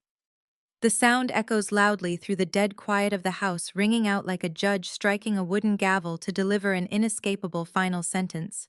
It is a small sound, but it carries the destructive force of a massive earthquake. The ring spins briefly on the polished wood before settling completely flat and utterly abandoned. Jamal lifts his gaze and looks directly at Brittany. There is absolutely no love left in his dark eyes. There is no hatred or sadness or lingering affection either. There is only an absolute and chilling clinical detachment. He looks at her as if she is a complete stranger, a highly unappealing presence that he has just permanently excised from his clean and organized life. When Jamal finally speaks, his deep voice is incredibly steady and completely devoid of any emotional warmth. The smooth baritone tone cuts through the stifling air with surgical and unforgiving precision. He addresses Brittany not as a beloved wife, but as a highly problematic liability that requires immediate termination. He looks down at her trembling frame and announces that he will be filing for an absolute and contested divorce the very moment the city courts open the next morning. He states the fact with zero room for negotiation or couples counseling. He informs her that his elite legal team will be handling all future communications and that she is never to contact his personal phone number ever again. Brittany lets out a pathetic and strangled whimper, but Jamal simply speaks over her, refusing to allow her a single second to formulate a deceptive response. He then turns his attention to the specific mechanics of her financial ruin. He publicly and loudly withdraws his personal funding for the $4 million luxury mansion. He explicitly states that he is pulling his flawless credit and his hard-earned capital out of the escrow account immediately. He announces to the entire stunned room that he is letting the fraudulent and corrupt real estate deal die a permanent and well-deserved death. He makes it abundantly clear that he will not spend a single penny of his medical salary to finance a vanity project for a woman who tried to sell her body to a billionaire in a dark hallway. He firmly severs all financial ties, ensuring that Richard and Brenda cannot siphon a single dime from his accounts to save their collapsing logistics empire. He systematically dismantles the safety net that my parents and my sister had so aggressively woven around him. With the future completely severed, Jamal swiftly moves to address the immediate present. He looks down at Brittany, who is currently hyperventilating and clutching her chest in a desperate display of manufactured panic. He coldly informs her that their current primary residence, the sprawling suburban estate she has spent years aggressively decorating and showing off to her shallow friends, is legally and entirely in his name. He reminds her that he purchased the property before their marriage using his own medical residency savings. Therefore, she has absolutely no legal right to remain on the premises. He looks at his expensive watch, checking the precise time with clinical efficiency. He gives her a direct and uncompromising ultimatum. He informs her that she has exactly 1 hour to pack a single bag of her personal belongings and vacate his property completely. He promises that if she is still inside the house when the 60 minutes expire, he will personally call the local authorities and have her formally escorted off the premises for criminal trespassing. The sheer finality of his words breaks whatever remaining resolve Brittany has left. She collapses entirely, dropping to her knees on the expensive imported rug. She begins sobbing hysterically, reaching out to grab the perfectly creased fabric of his tailored trousers. She begs Jamal not to leave her, pleading with him to remember their good times and promising that she will change and be a better wife. She cries that she was just confused and stressed about the family finances, begging for a second chance to prove her loyalty. Her pathetic wailing fills the room, a stark and humiliating contrast to the vicious and arrogant predator she was just 30 minutes ago. She is completely broken, reduced to a groveling and desperate mess on the floor. Jamal does not offer her a single ounce of comfort. He does not reach down to help her up or offer a soothing word of reassurance. He simply steps around her kneeling and sobbing form without a second glance, treating her like an inconvenient spill on the floor that requires avoiding. He walks over to the coat closet, the very same closet where she just attempted to trade sexual favors for real estate fraud. He retrieves his heavy wool winter coat, sliding it over his broad shoulders, with calm and steady movements. He does not look back at Richard or Brenda, who are standing frozen and terrified near the kitchen door. He does not look back at the elite corporate legal team or the remaining stunned holiday guests. He simply buttons his coat, turns on his heel, and walks purposefully out the front door. He steps out into the freezing winter night, leaving the toxic and crumbling remains of this fraudulent family behind him, forever successfully reclaiming his own immense dignity and absolute freedom. The heavy oak front door clicks shut behind Jamal, severing the final thread of respectability that held my parents' fraudulent empire together. The sharp sound echoes through the grand foyer, acting as the definitive punctuation mark on the destruction of their carefully curated image. A freezing gust of winter air lingers in the hallway, a physical manifestation of the cold, hard reality finally crashing down upon the household. My father stands utterly motionless, his wide eyes staring at the closed door as if praying it will magically open again to bring his wealthy son-in-law back. But Jamal is gone forever, and with him goes the very last clean financial asset my family possessed. The $4 million mansion deal is dead. The catastrophic exposure of their criminal tax evasion is absolute. The massive financial bailout they spent 6 grueling months desperately pursuing has been definitively denied by the very man they spent the entire evening mocking and banishing to the shadows. There is no hidden backup plan left to execute. There are no more wealthy relatives left to manipulate. The safety net has been completely incinerated. I watch Richard and Brenda as the sheer magnitude of their total failure violently settles over them. The suffocating weight of their impending doom presses down on their shoulders, physically crushing their arrogant posture. In the center of the lavishly decorated living room, Liam's elite corporate legal team moves with practiced and lethal efficiency. They do not linger to gloat or revel in the destruction they have just unleashed upon my parents. They are consummate professionals executing a predetermined corporate strike. The lead auditor, a woman with sharp features and a perfectly tailored gray suit, begins gathering the thick stacks of financial documents spread across the coffee table. The crisp rustle of high-grade paper and the sharp metallic clicking of combination locks snapping shut on heavy leather briefcases fill the deafening silence of the room. Every single click sounds like a coffin being nailed shut. They stack the dark red audit folders, moving with the synchronized precision of an elite military unit, packing up their gear after a highly successful and devastating tactical strike. Liam stands quietly beside the massive stone fireplace, watching his team finalize their work. His expression remains entirely impassive, projecting the calm authority of a billionaire who has just successfully neutralized a massive corporate liability. He does not offer my parents a single glance of pity. His work here is completely finished.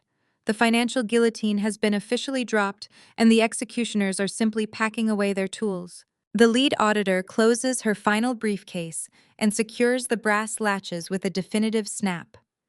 She turns her attention toward Liam, bowing her head slightly in a gesture of absolute respect.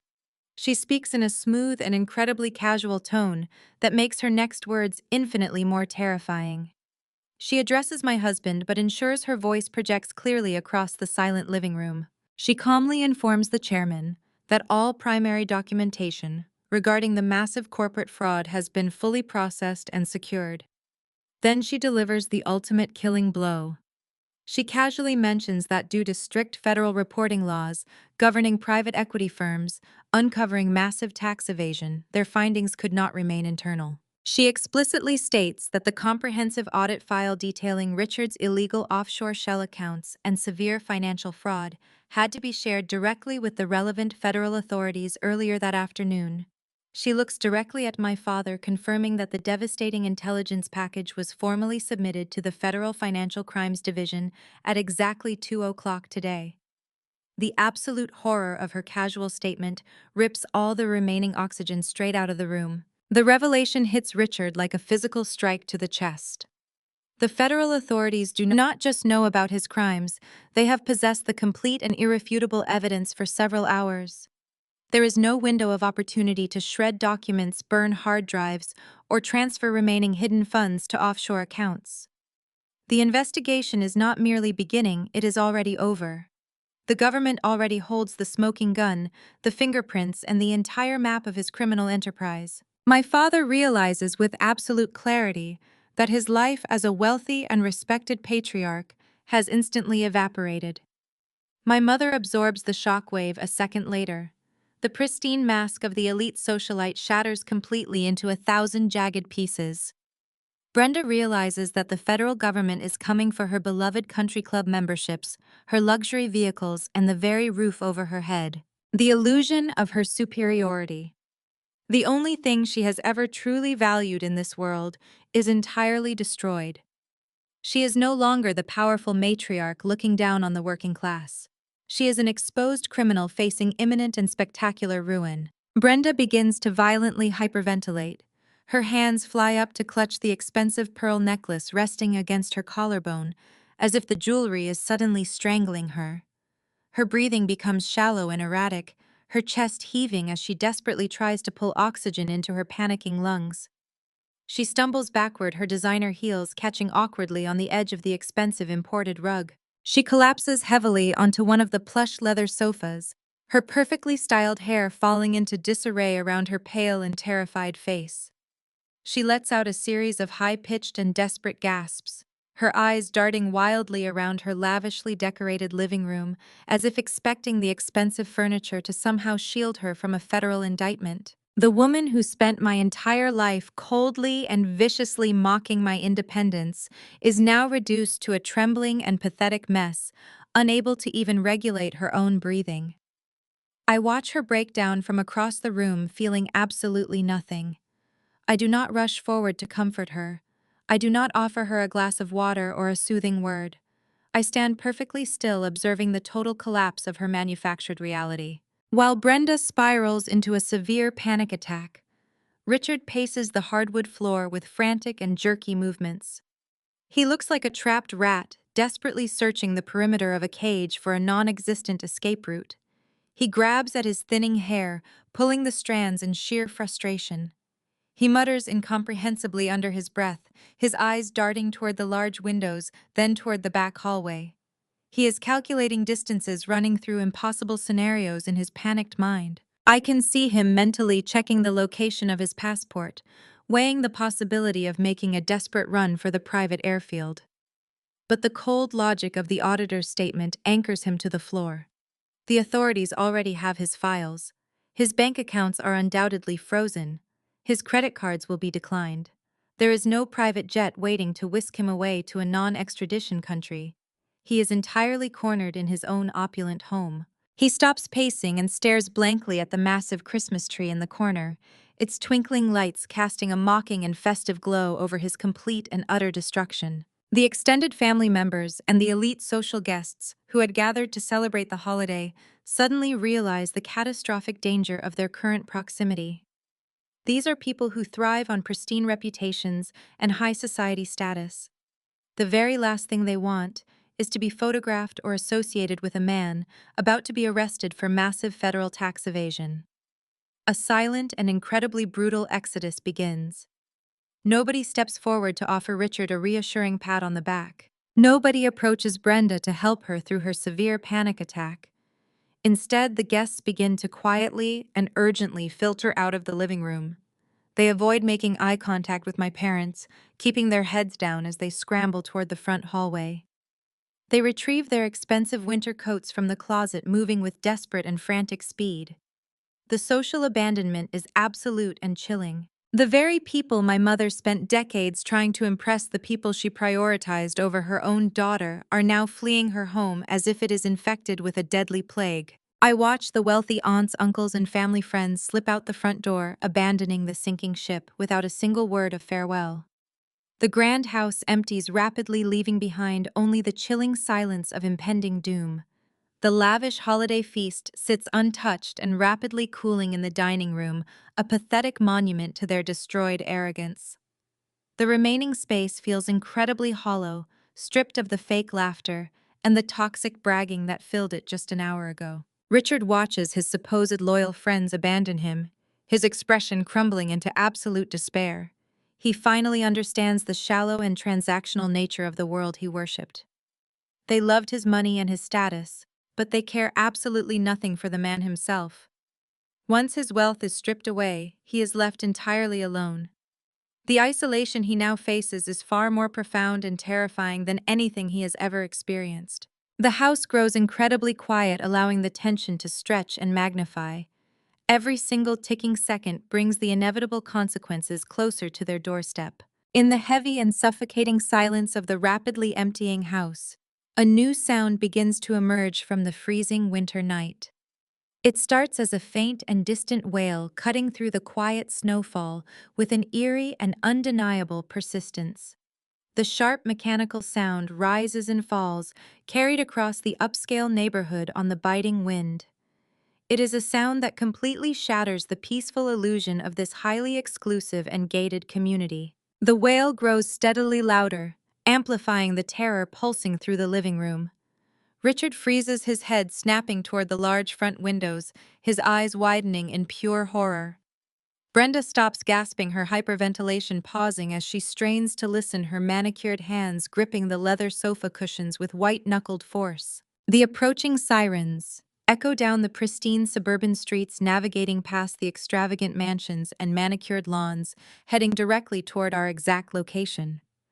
The sound is a relentless and terrifying promise of justice, rapidly closing the distance to claim its rightful targets. The auditory warning is quickly followed by an undeniable and blinding visual confirmation. Through the massive frost-covered windows of the grand living room, the dark and snowy night is suddenly violently illuminated. Brilliant flashes of harsh red and piercing blue light begin to rapidly bounce off the fresh white snow covering the front lawn. The aggressive strobe lights reflect blindingly against the expensive glass panels, casting chaotic and terrifying shadows across the interior walls of the house. The festive and warm glow of the Christmas tree is completely swallowed by the aggressive and relentless pulsing of the emergency lights. The flashing colors sweep across my father's pale face, illuminating his sheer and absolute panic in sharp, contrasting bursts. The authorities have officially arrived. The long and arrogant reign of Richard and Brenda's fraudulent empire is terminating right here in their own lavish living room. The heavy tires of multiple government vehicles crunch aggressively against the snow-covered driveway surrounding the property and sealing off any impossible dreams of escape. I stand perfectly still beside Liam, watching the hypnotic flashing lights dance across the ceiling. I feel a profound and settling calm wash over my entire being. I am not afraid of the sirens or the flashing lights because my hands are entirely clean. My business is protected. My marriage is unshakable and my conscience is completely clear. The federal agents are not coming for me. They are coming to seize the stolen assets, the luxury cars, the fake corporate accounts, and the very house we are currently standing inside. They are coming to place handcuffs on the wrists of the people who thought they were entirely untouchable. The heavy slamming of car doors echoes loudly from the driveway, signaling the boots on the ground. The reality of federal prison, the loss of all their hoarded wealth, and the complete destruction of their elite social standing is waiting just on the other side of the front door. The trap has snapped completely shut, and there is absolutely nowhere left for them to run. The sharp red and blue beams continue their relentless assault through the front windows, piercing the carefully curated darkness of the living room. Every rotation of the emergency lights seems to strip away another layer of my parents' completely fabricated reality. The heavy snow falling outside catches the blinding colors, turning the winter landscape into a chaotic and terrifying crime scene. I watch my father take a hesitant and trembling step backward, as if physically retreating from the bright lights will somehow protect him from the federal agents assembling on his front lawn. His polished leather shoes squeak against the hardwood floor, a pathetic and desperate sound that highlights his total lack of control. Brenda remains glued to the leather sofa, her eyes squeezed tightly shut, as if she is a small child believing that ignoring the monsters will make them disappear. She refuses to look at the windows, unable to process the visual proof of her own destruction. The luxury she sacrificed her own daughter to maintain is being actively seized right before her closed eyes. The sound of heavy tactical boots marching up the front porch steps vibrates through the solid foundation of the house. It is a slow and deliberate approach, projecting the absolute confidence of law enforcement officials who know their targets have absolutely no means of retaliation or escape. The federal agents do not need to rush because the meticulous audit file Liam provided has already sealed the airtight criminal case. They are simply arriving to execute the formal arrests and secure the stolen premises. The muted crackle of police radios filtering through the heavy oak door mixes with the ambient silence of the living room, creating a surreal and terrifying symphony of impending justice.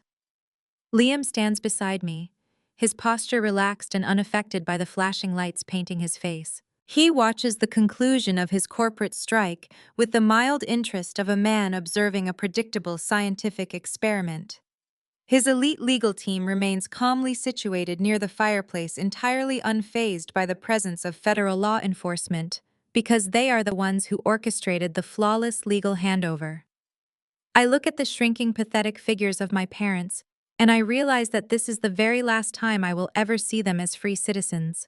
The aggressive patriarch and the elitist matriarch who terrorized my entire childhood are gone, completely erased by their own unchecked greed. The flashing red and blue lights serve as the ultimate spotlight, illuminating their crimes for the entire neighborhood to witness.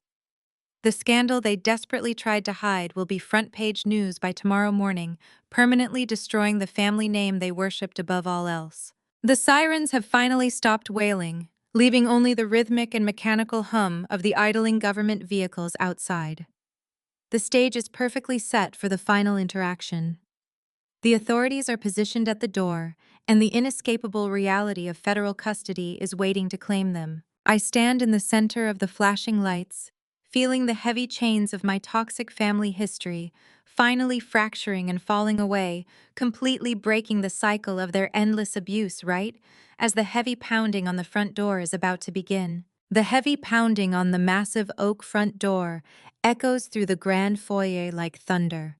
The federal agents are no longer waiting patiently in the freezing winter snow. They are demanding immediate entry, and the solid wood of the door shudders under the violent force of their fists. The sharp sound reverberates through the living room, vibrating against the crystal chandeliers and signaling the absolute end of my parents' fraudulent empire. The flashing red and blue emergency lights slice through the large windows, casting long, chaotic shadows that dance wildly across the pale, terrified faces of my toxic family. The inescapable reality of federal custody has officially arrived, and the sheer panic in the room reaches a fever pitch. Richard and Brenda realize with horrifying clarity that the billionaire standing quietly in the corner is not going to lift a single finger to save them. The massive financial bailout is dead. The corporate execution has been carried out flawlessly, trapped like desperate animals in a burning cage. My parents violently pivot away from Liam and turn their wild, bloodshot eyes directly toward me. The sudden psychological shift in their behavior is genuinely sickening to witness in real time. Just an hour ago, I was the designated family punching bag, a pathetic failure whom they openly mocked and banished to a cheap folding table near the kitchen garbage bin. I was nothing more than an inconvenient stain on their flawless social tapestry. Now, staring down the barrel of a lengthy federal prison sentence, my parents suddenly view me as their absolute last beacon of hope. Brenda is the very first to break. She lunges across the expensive imported rug, her designer heels slipping clumsily against the polished hardwood floor. She practically throws herself at me, grasping wildly at me. Her manicured hands dig into my arms with a bruising, frantic grip. The arrogant elite matriarch completely vanishes, replaced by a sobbing, hysterical woman weaponizing decades of maternal guilt. She forces tears from her eyes, staring up at me with an expression of manufactured devotion that turns my stomach. She begs me to save them, pleading with a frantic, high-pitched whine that completely shatters the silent tension of the room. Brenda demands that I immediately mobilize my entire crisis public relations firm to rescue them from the impending federal indictment. She knows exactly how fiercely I have truly fought. She knows I handle devastating scandals for powerful clients, manipulating media narratives to mitigate catastrophic damage. She desperately begs her beloved daughter to deploy those exact same resources to spin a protective web around their criminal tax evasion. She pleads with me to draft emergency press releases to bribe sympathetic journalists and to flood the media with fabricated stories claiming that Richard was entirely framed by rogue accountants. She wants me to use my spotless professional reputation as a human shield to block the federal government from throwing her into a concrete cell. She loudly cries about our shared blood. She claims that family must always protect each other against the outside world. She conveniently forgets that she spent my entire life protecting her own vanity by ruthlessly destroying my self-esteem. Richard immediately joins her pathetic and desperate chorus. He stumbles forward, his heavy frame sagging with the weight of his destroyed legacy. The aggressive and domineering patriarch who violently shoved me in the hallway is completely gone. He stands beside my weeping mother, his hands trembling uncontrollably as he appeals to my sense of familial duty. He invokes the sacred concept of family loyalty, speaking with rapid desperation. He loudly insists that I simply cannot abandon my own flesh and blood to the ruthless federal authorities waiting just outside the door. He begs me to call my elite media contacts to leverage my corporate power and to construct a flawless defensive campaign that will keep him out of federal prison. He promises that if I just save his logistics company from total liquidation, he will finally give me the respect and the parental validation I have always supposedly craved. He is trying to buy his freedom using the empty promise of a father's love as cheap negotiation currency. As my parents continue their frantic and hysterical begging, a pathetic sound draws my attention toward the floor. Brittany has been kneeling on the rug ever since her brilliant orthopedic surgeon husband stripped off his wedding ring and walked out the front door forever. She has been abandoned, entirely stripped of her $4 million mansion, her luxury lifestyle, and her arrogant sense of absolute superiority. Jamal gave her exactly 1 hour to pack a single bag and permanently vacate his property, leaving her facing immediate and undeniable homelessness. The golden child is now a fully broken and weeping woman. She viciously mocked my supposed poverty and is now completely destitute. She drags herself across the floor, crawling toward me with her ruined makeup smearing across her pale face. The glamorous and spiteful predator who tried to seduce my husband in a dark hallway has been reduced to a groveling and pathetic mess. She reaches out a trembling hand, grasping desperately at the hem of my trousers. Brittany looks up at me, her eyes wide with genuine terror. The reality of having absolutely nowhere to go and no one to fund her lavish existence has completely broken her dark spirit. She begins to sob uncontrollably, pleading for my mercy and my charity. She begs me to let her stay at my house, crying that she is my sister and that I cannot possibly let her freeze on the winter streets.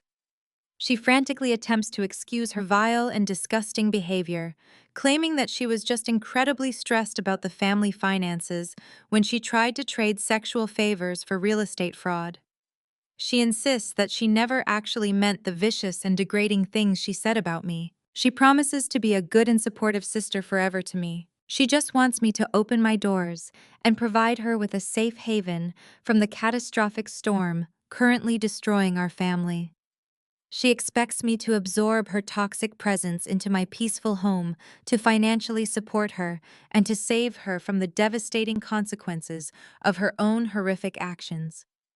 I stand perfectly still in the center of the flashing red and blue emergency lights. The heavy pounding on the front door continues, a relentless, rhythmic drumbeat demanding justice. My mother is clutching my arm, weeping wildly. My father is trembling and loudly bargaining, and my sister weeps. My sister is literally crawling at my feet, begging for shelter. The three people who have inflicted a lifetime of deep psychological wounds upon me are now entirely at my mercy, offering me the ultimate position of power. For 32 years, I believed that a moment like this would fill me with an overwhelming and explosive sense of vindictive rage. I thought I would scream and curse, hurling decades of suppressed anger directly into their terrified faces.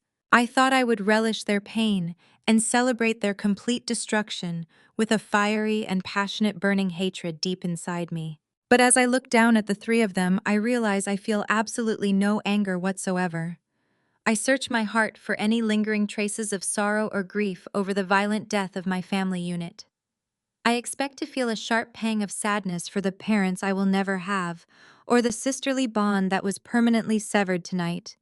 But there is no sadness to be found. I feel a profound and entirely liberating emptiness washing over my entire being. The heavy, suffocating trauma bond that kept me tethered to their toxic expectations is forever gone. The trauma bond has evaporated. I look at them and I do not see my family. I see three pathetic and morally bankrupt strangers who are entirely responsible for their own catastrophic downfall. The psychological chains that bound me to their approval have been permanently shattered. The deep and liberating void inside my chest is the most beautiful and peaceful sensation I have ever experienced. I am completely and utterly free from their manipulative grasp. I look directly into Brenda's terrified and tear-streaked face. I do not raise my voice or match her hysterical and chaotic energy right now. I speak with a cold and surgical precision, establishing a final and unbreakable boundary right there in the middle of the ruined living room. I tell my mother to take her hands off my clothing. The absolute authority in my tone causes her to flinch violently, and she immediately drops her grip, stumbling backward in shock. I refuse their pleas without a single trace of hesitation or remorse. I explicitly make it clear that I am no longer their designated scapegoat, their pathetic punching bag, or their desperate savior.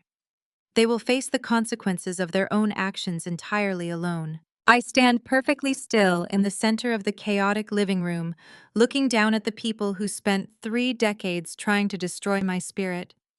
The flashing red and blue emergency lights continue their relentless assault against the tall glass windows, casting long, erratic shadows across my mother's tear-stained face. Brenda is still on her knees, clutching at the empty air where my jacket had been just seconds ago. Her chest heaves with violent, panicked sobs. The meticulously crafted mask of the untouchable socialite has entirely melted away, leaving behind a terrified shell facing imminent federal imprisonment. She looks up at me, her eyes wide and bloodshot, silently pleading for a miraculous rescue that I will never deliver. My father Richard stands slightly behind her, his broad shoulders trembling. The aggressive patriarch who thought he could bully the entire world into submission now looks utterly broken and incredibly small. He breathes in shallow, ragged gasps, watching his massive, fraudulent empire crumble into fine dust. Brittany remains curled in a pathetic ball near the expensive leather sofa, weeping hysterically over her impending homelessness and the loss of her surgeon husband. The three of them are completely cornered by the devastating consequences of their own malicious greed and unending arrogance. The federal agents are literally seconds away from breaking down the front door to seize the stolen assets and place my parents in handcuffs. They expect me to immediately leverage my highly successful crisis public relations firm to spin a miraculous defensive narrative and shield them from the severe legal penalties they rightfully earned. They truly believe that the powerful biological tether of family loyalty will magically override a lifetime of relentless emotional abuse and degradation. I look directly into my mother's frantic, begging eyes. I do not feel a single drop of sympathy or obligation. I feel a profound and settling peace radiating through my bones. I let the heavy silence stretch between us, allowing the crushing weight of their doom to fully sink into their panicking minds. When I finally speak, my voice is incredibly calm and completely devoid of any emotional warmth. It is the cold, clinical tone of a crisis manager, delivering a final and unalterable verdict. I ask Brenda a very simple question. I ask her why on earth she is currently begging for salvation from a woman she just publicly declared to be a total embarrassment and a tragic disappointment. I watch her breath hitch painfully in her throat as my words strike their intended target with lethal accuracy. I take a slow, measured step forward, forcing her to look up at me. I remind her of the exact vile insults she hurled across this very room just 2 short hours ago. I speak clearly and deliberately, echoing the malicious taunts she and Brittany so proudly weaponized against me while they thought they held all the power in the universe. I tell my mother that I cannot possibly deploy my vast corporate resources to save her because, according to her own loud and arrogant proclamations, I am nothing more than a single pathetic 33-year-old failure. I make sure to emphasize the fabricated age, throwing Brittany's petty exaggeration right back into their terrified faces with surgical precision. I remind Brenda that she gleefully toasted to my supposed misery, mocking me for spending my holidays completely alone and unloved by anyone. I explicitly state that someone who works such a meaningless and pathetic job as she so confidently declared could never possibly possess the high-level corporate influence required to navigate a massive federal tax evasion scandal. Brenda opens her mouth to speak, but absolutely no sound comes out. She chokes on a fresh wave of hysterical tears, shaking her head in a pathetic attempt to deny the very words she spoke so proudly earlier tonight. But I do not let her interrupt me for a single second.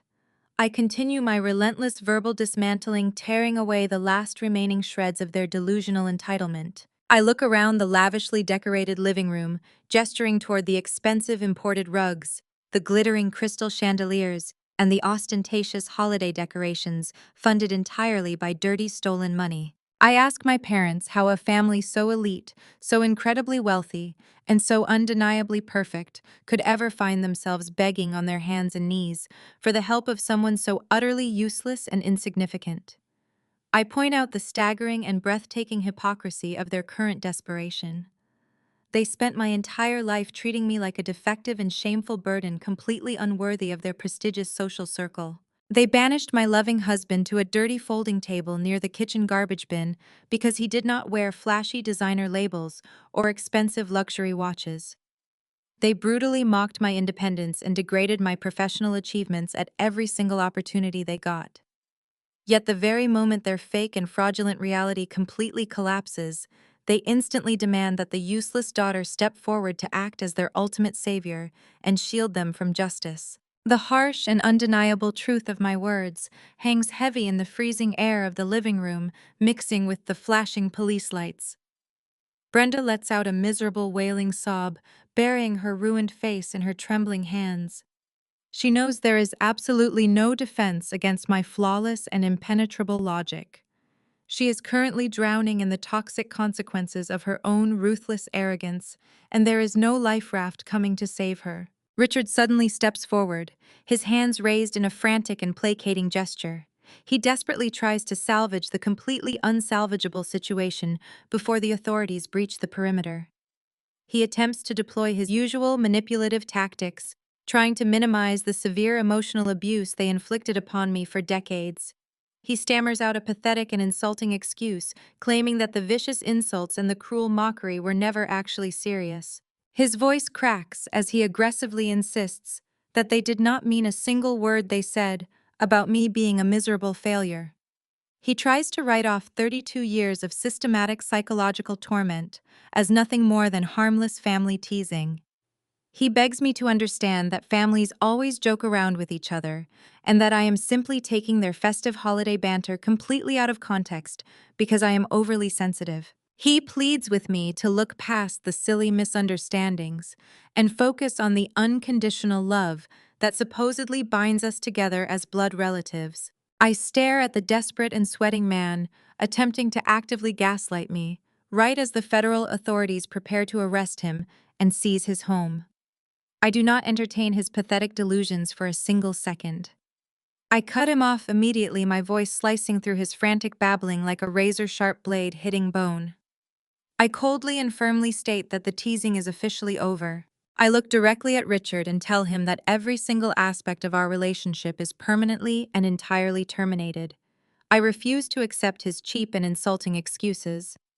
I explicitly explain that pushing a child to the brink of emotional collapse and actively plotting to steal from an innocent medical professional is not a family joke. It is calculated and highly malicious abuse. I tell him that trading sexual favors to hide a massive corporate financial crime is not festive holiday banter. It is the absolute definition of moral bankruptcy and deep depravity. I systematically destroy every single pathetic justification he tries to offer, leaving him completely exposed and utterly defenseless against the cold hard facts of his own horrendous behavior. I take one final deliberate step backward, physically and emotionally, distancing myself from the radioactive wreckage of this completely destroyed family unit. I look at Brenda sobbing violently on the floor, at Brittany weeping helplessly in the dark corner, and at Richard trembling in the exact center of the room. I deliver the absolute final blow, severing the toxic tether forever with zero hesitation. I declare with unshakable and absolute certainty that they are completely dead to me. I officially sever all familial ties, revoking their access to my life, my vast resources, and my protection. I tell them they will face the federal authorities, the criminal trials, and the public humiliation entirely on their own. They will lose their stolen mansion, their luxury cars, and their social status without my support or sympathy. I make it clear that I am walking out of this house and never looking back at the ashes. They are no longer my parents, and Brittany is no longer my sister. They are simply criminals waiting to be processed by the federal justice system. I watch the absolute despair settle over their terrified features as they finally realize they have destroyed their only remaining lifeline. They pushed me away for 3 decades, and now when they need me the most, I am permanently gone, leaving them to their well-deserved fate. Liam moves to my side, wrapping a protective arm around my waist, drawing me against his solid frame. The gesture reinforces the impenetrable wall we have built together. The pounding on the massive oak front door grows deafening. Heavy thuds vibrate through the floorboards, echoing the undeniable reality that the consequences have finally arrived. A harsh, amplified voice booms from the other side, demanding immediate entry by the authority of the federal government. The stark command slices through the frantic weeping of my mother and the panicked hyperventilating of my sister. The grand illusion of their untouchable status is shattered, replaced by the sheer terror of impending incarceration and financial ruin. I lean into my husband's embrace, feeling the steady rhythm of his breathing. We have delivered the unvarnished truth, dismantled the pathetic lies, and exposed the corporate fraud to the people who possess the power to punish it. There is absolutely nothing left for us to do in this house. The toxic environment that once held me captive has been neutralized by our unwavering resolve. We turn our backs on the pathetic scene unfolding in the center of the living room. Brenda lets out a miserable, wailing sob, desperately reaching out her trembling hands toward my retreating figure. She cries my name one final time, a hollow, meaningless plea for the obedient daughter she actively destroyed decades ago. Richard stammers, wildly trying to negotiate with the empty air as his arrogant brain short-circuits under the crushing pressure of his failure. I do not slow my measured pace, and I do not offer them a single parting glance of sympathy. Liam signals to his legal team with a commanding nod. The corporate auditors and attorneys spring into coordinated action. They form a tight protective barrier around us, moving with disciplined precision. They use their imposing bodies to physically block Brenda and Richard from making any last desperate attempts to grab my clothing or impede my path toward the exit. We walk together through the chaotic dining room, passing the lavish holiday feast that now looks like a grotesque, rotting monument to their insurmountable greed. We navigate the total wreckage of my biological family with complete emotional detachment, entirely shielded by the sharp suits of my husband's formidable corporate guard. We reach the grand foyer, where the air feels incredibly tense and suffocating with the foul stench of their exposed corruption. I step forward, slipping out of Liam's protective hold long enough to grasp the heavy brass handle of the front door. I pull the massive barrier open with a smooth, deliberate motion. The frigid winter wind instantly rushes into the heated house, carrying the sharp scent of pine needles and impending criminal justice. A coordinated team of federal agents dressed in dark tactical jackets streams aggressively across the threshold. Their expressions are grim and uncompromising, matching the severe magnitude of the financial crimes they are here to officially prosecute. The lead agent holds up a stack of search warrants, his eyes scanning the opulent entryway before locking directly onto me. He asks for Richard and Brenda, demanding to know their exact physical location within the sprawling residence. I raise my hand and point directly down the long hallway toward the lavish living room, where my parents are currently cowering in absolute fear. I confirm their identities for the armed agents, ensuring there is no confusion about who is responsible for the massive tax evasion scheme. The agents nod their brusque thanks and immediately march past me, their heavy tactical boots tracking fresh white snow onto the pristine imported runner rug. I step out onto the wide stone porch, leaving the stifling artificial warmth of the house behind me forever. I inhale a deep, cleansing breath of the freezing night air, letting the biting cold clear my lungs of their toxic influence. From deep inside the opulent house, a sudden piercing shriek shatters the relative quiet of the upscale neighborhood. It is Brittany. My older sister is screaming hysterically at the top of her lungs as the federal agents forcefully confiscate her smartphone and begin seizing Richard's personal computers for digital forensic evidence. The sound of her frantic, childish protests mixes with the loud, authoritative commands of the federal officers conducting their relentless raid. The metallic sound of filing cabinets being ripped open and the thud of cardboard boxes hitting the floor echo as the government systematically dismantles their fake empire. I do not turn my head to look back at the unfolding chaos. I do not care what happens to her $4 million mansion deal or the stolen corporate assets they tried to hide in offshore accounts. I walk down the front steps, my heavy winter boots crunching against the thick layer of fresh snow covering the long driveway. With every step I take away from that cursed house, I feel a massive invisible weight lifting off my shoulders. The heavy burdens of childhood trauma and constant emotional manipulation dissolve entirely into the howling winter wind. I feel lighter than I have in 3 entire decades, shedding the toxic submissive identity they forced upon me since birth. At the end of the long winding driveway, a sleek black chauffeured vehicle is waiting patiently for our arrival. The massive luxury vehicle sits idling quietly, its dark tinted windows reflecting the chaotic scene unfolding across the property. It stands in stark contrast to the flashing red and blue lights of the police cruisers that have blockaded the wealthy street. The heavy tires of the tactical government vehicles have churned the pristine white snow into muddy slush, but our escape route remains perfectly clear and unobstructed. The driver, a discreet professional employed by Liam's private security firm, stands at strict attention near the rear door. He remains entirely unfazed by the dramatic federal raid happening just a few yards away, projecting an aura of absolute safety. Liam steps forward and pulls the heavy door open for me. The plush interior of the luxury vehicle glows with a soft, welcoming light, offering a pristine, secure sanctuary from the familial destruction occurring on the lawn. I climb inside, sinking gracefully into the heated leather seats. The soothing warmth instantly envelops my body, chasing away the lingering chill of the freezing night air and relaxing my muscles. Liam slides into the seat right beside me and pulls the door shut with a solid thud. The thick soundproofing of the armored vehicle immediately eliminates the frantic noises outside. The hysterical screaming of my sister, the loud commands of the federal agents, and the wail of the police radios are completely silenced. The flashing emergency lights become nothing more than distant muted colors playing harmlessly across the thick tinted glass. We are entirely sealed off from the toxic wreckage and the criminal fallout we left behind. The driver shifts the vehicle into gear and we begin to pull away from the snow-covered curb.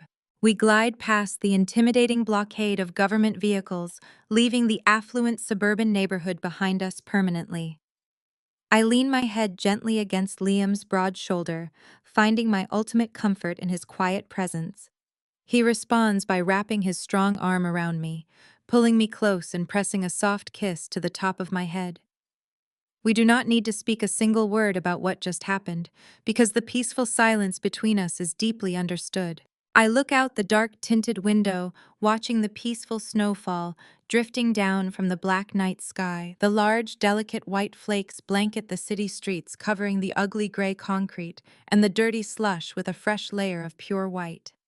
The steady motion of the tires rolling against the packed snow creates a soothing hum that lulls my racing heartbeat into a state of absolute tranquility. As we navigate the quiet winter roads, I deeply reflect on the monumental events of the night. The malignant tumor of their emotional abuse has been removed from my life without leaving a single scar. I am undeniably safe from their vicious manipulation, their shallow judgment, and their desperate blackmail attempts. My crisis public relations firm, the highly successful business I built from the ground up, remains absolutely secure and entirely untouched by their spectacular criminal downfall. They can never threaten my professional reputation or leverage my hard-earned success ever again. My secret marriage to Liam is the ultimate fortress, a stronghold built on genuine love and mutual respect that my biological family can never breach. Their obsession with designer wealth blinded them to the incredible power sitting at their own table, leading directly to their public ruin. The glittering city skyline comes into view, illuminating the dark winter horizon with festive holiday lights that sparkle against the falling snow. I take a deep cleansing breath, fully embracing my absolute freedom. The heavy chains of my miserable past are triumphantly broken forever. I look forward to spending my first truly happy Christmas, completely unburdened by the dark ghosts of my history, knowing that the greatest gift I could ever receive is this unshakable peace.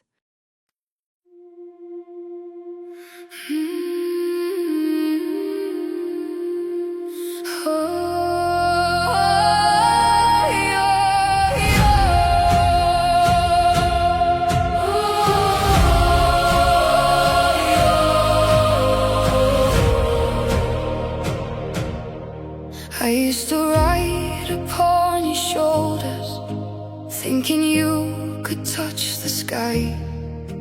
Every road felt less uncertain when I saw the world through your eyes. You were stronger than the mountains, taller than the northern pines. And when the winter winds were coming, you would stand between them and I.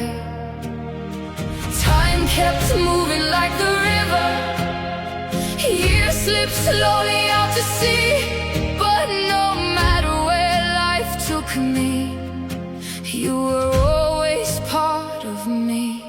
I am my father's daughter, in every step I take, in every time I choose to stand. When it's easier to break, I carry your courage in my heart, your fire inside my soul. And though the years keep moving on, your love still leads me home.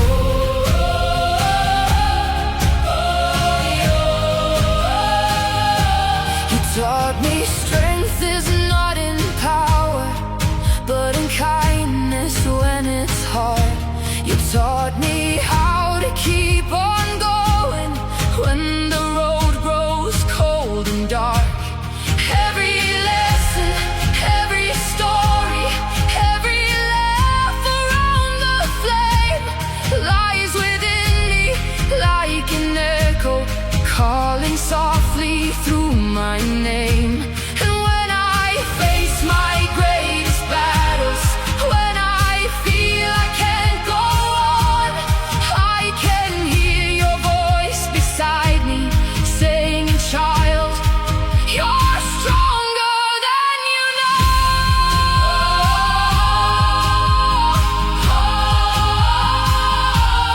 I am my father's daughter, in every step I take, in every time I choose to stand.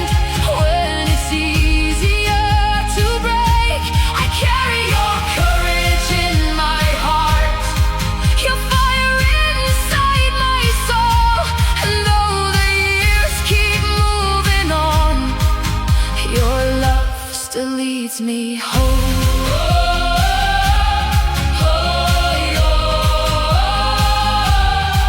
One day the snow will cover footprints, one day the fire will burn low. But the things a father gives his daughter are the things that never go. Not the gold or not the stories, not the battles that he won, but the quiet way he loved her and the woman she becomes. I am my father's daughter, and I always will remain. Through every triumph, every loss, through every joy and every pain, the world may change around me, the stars may fade above, but I will always carry with me my father's endless love.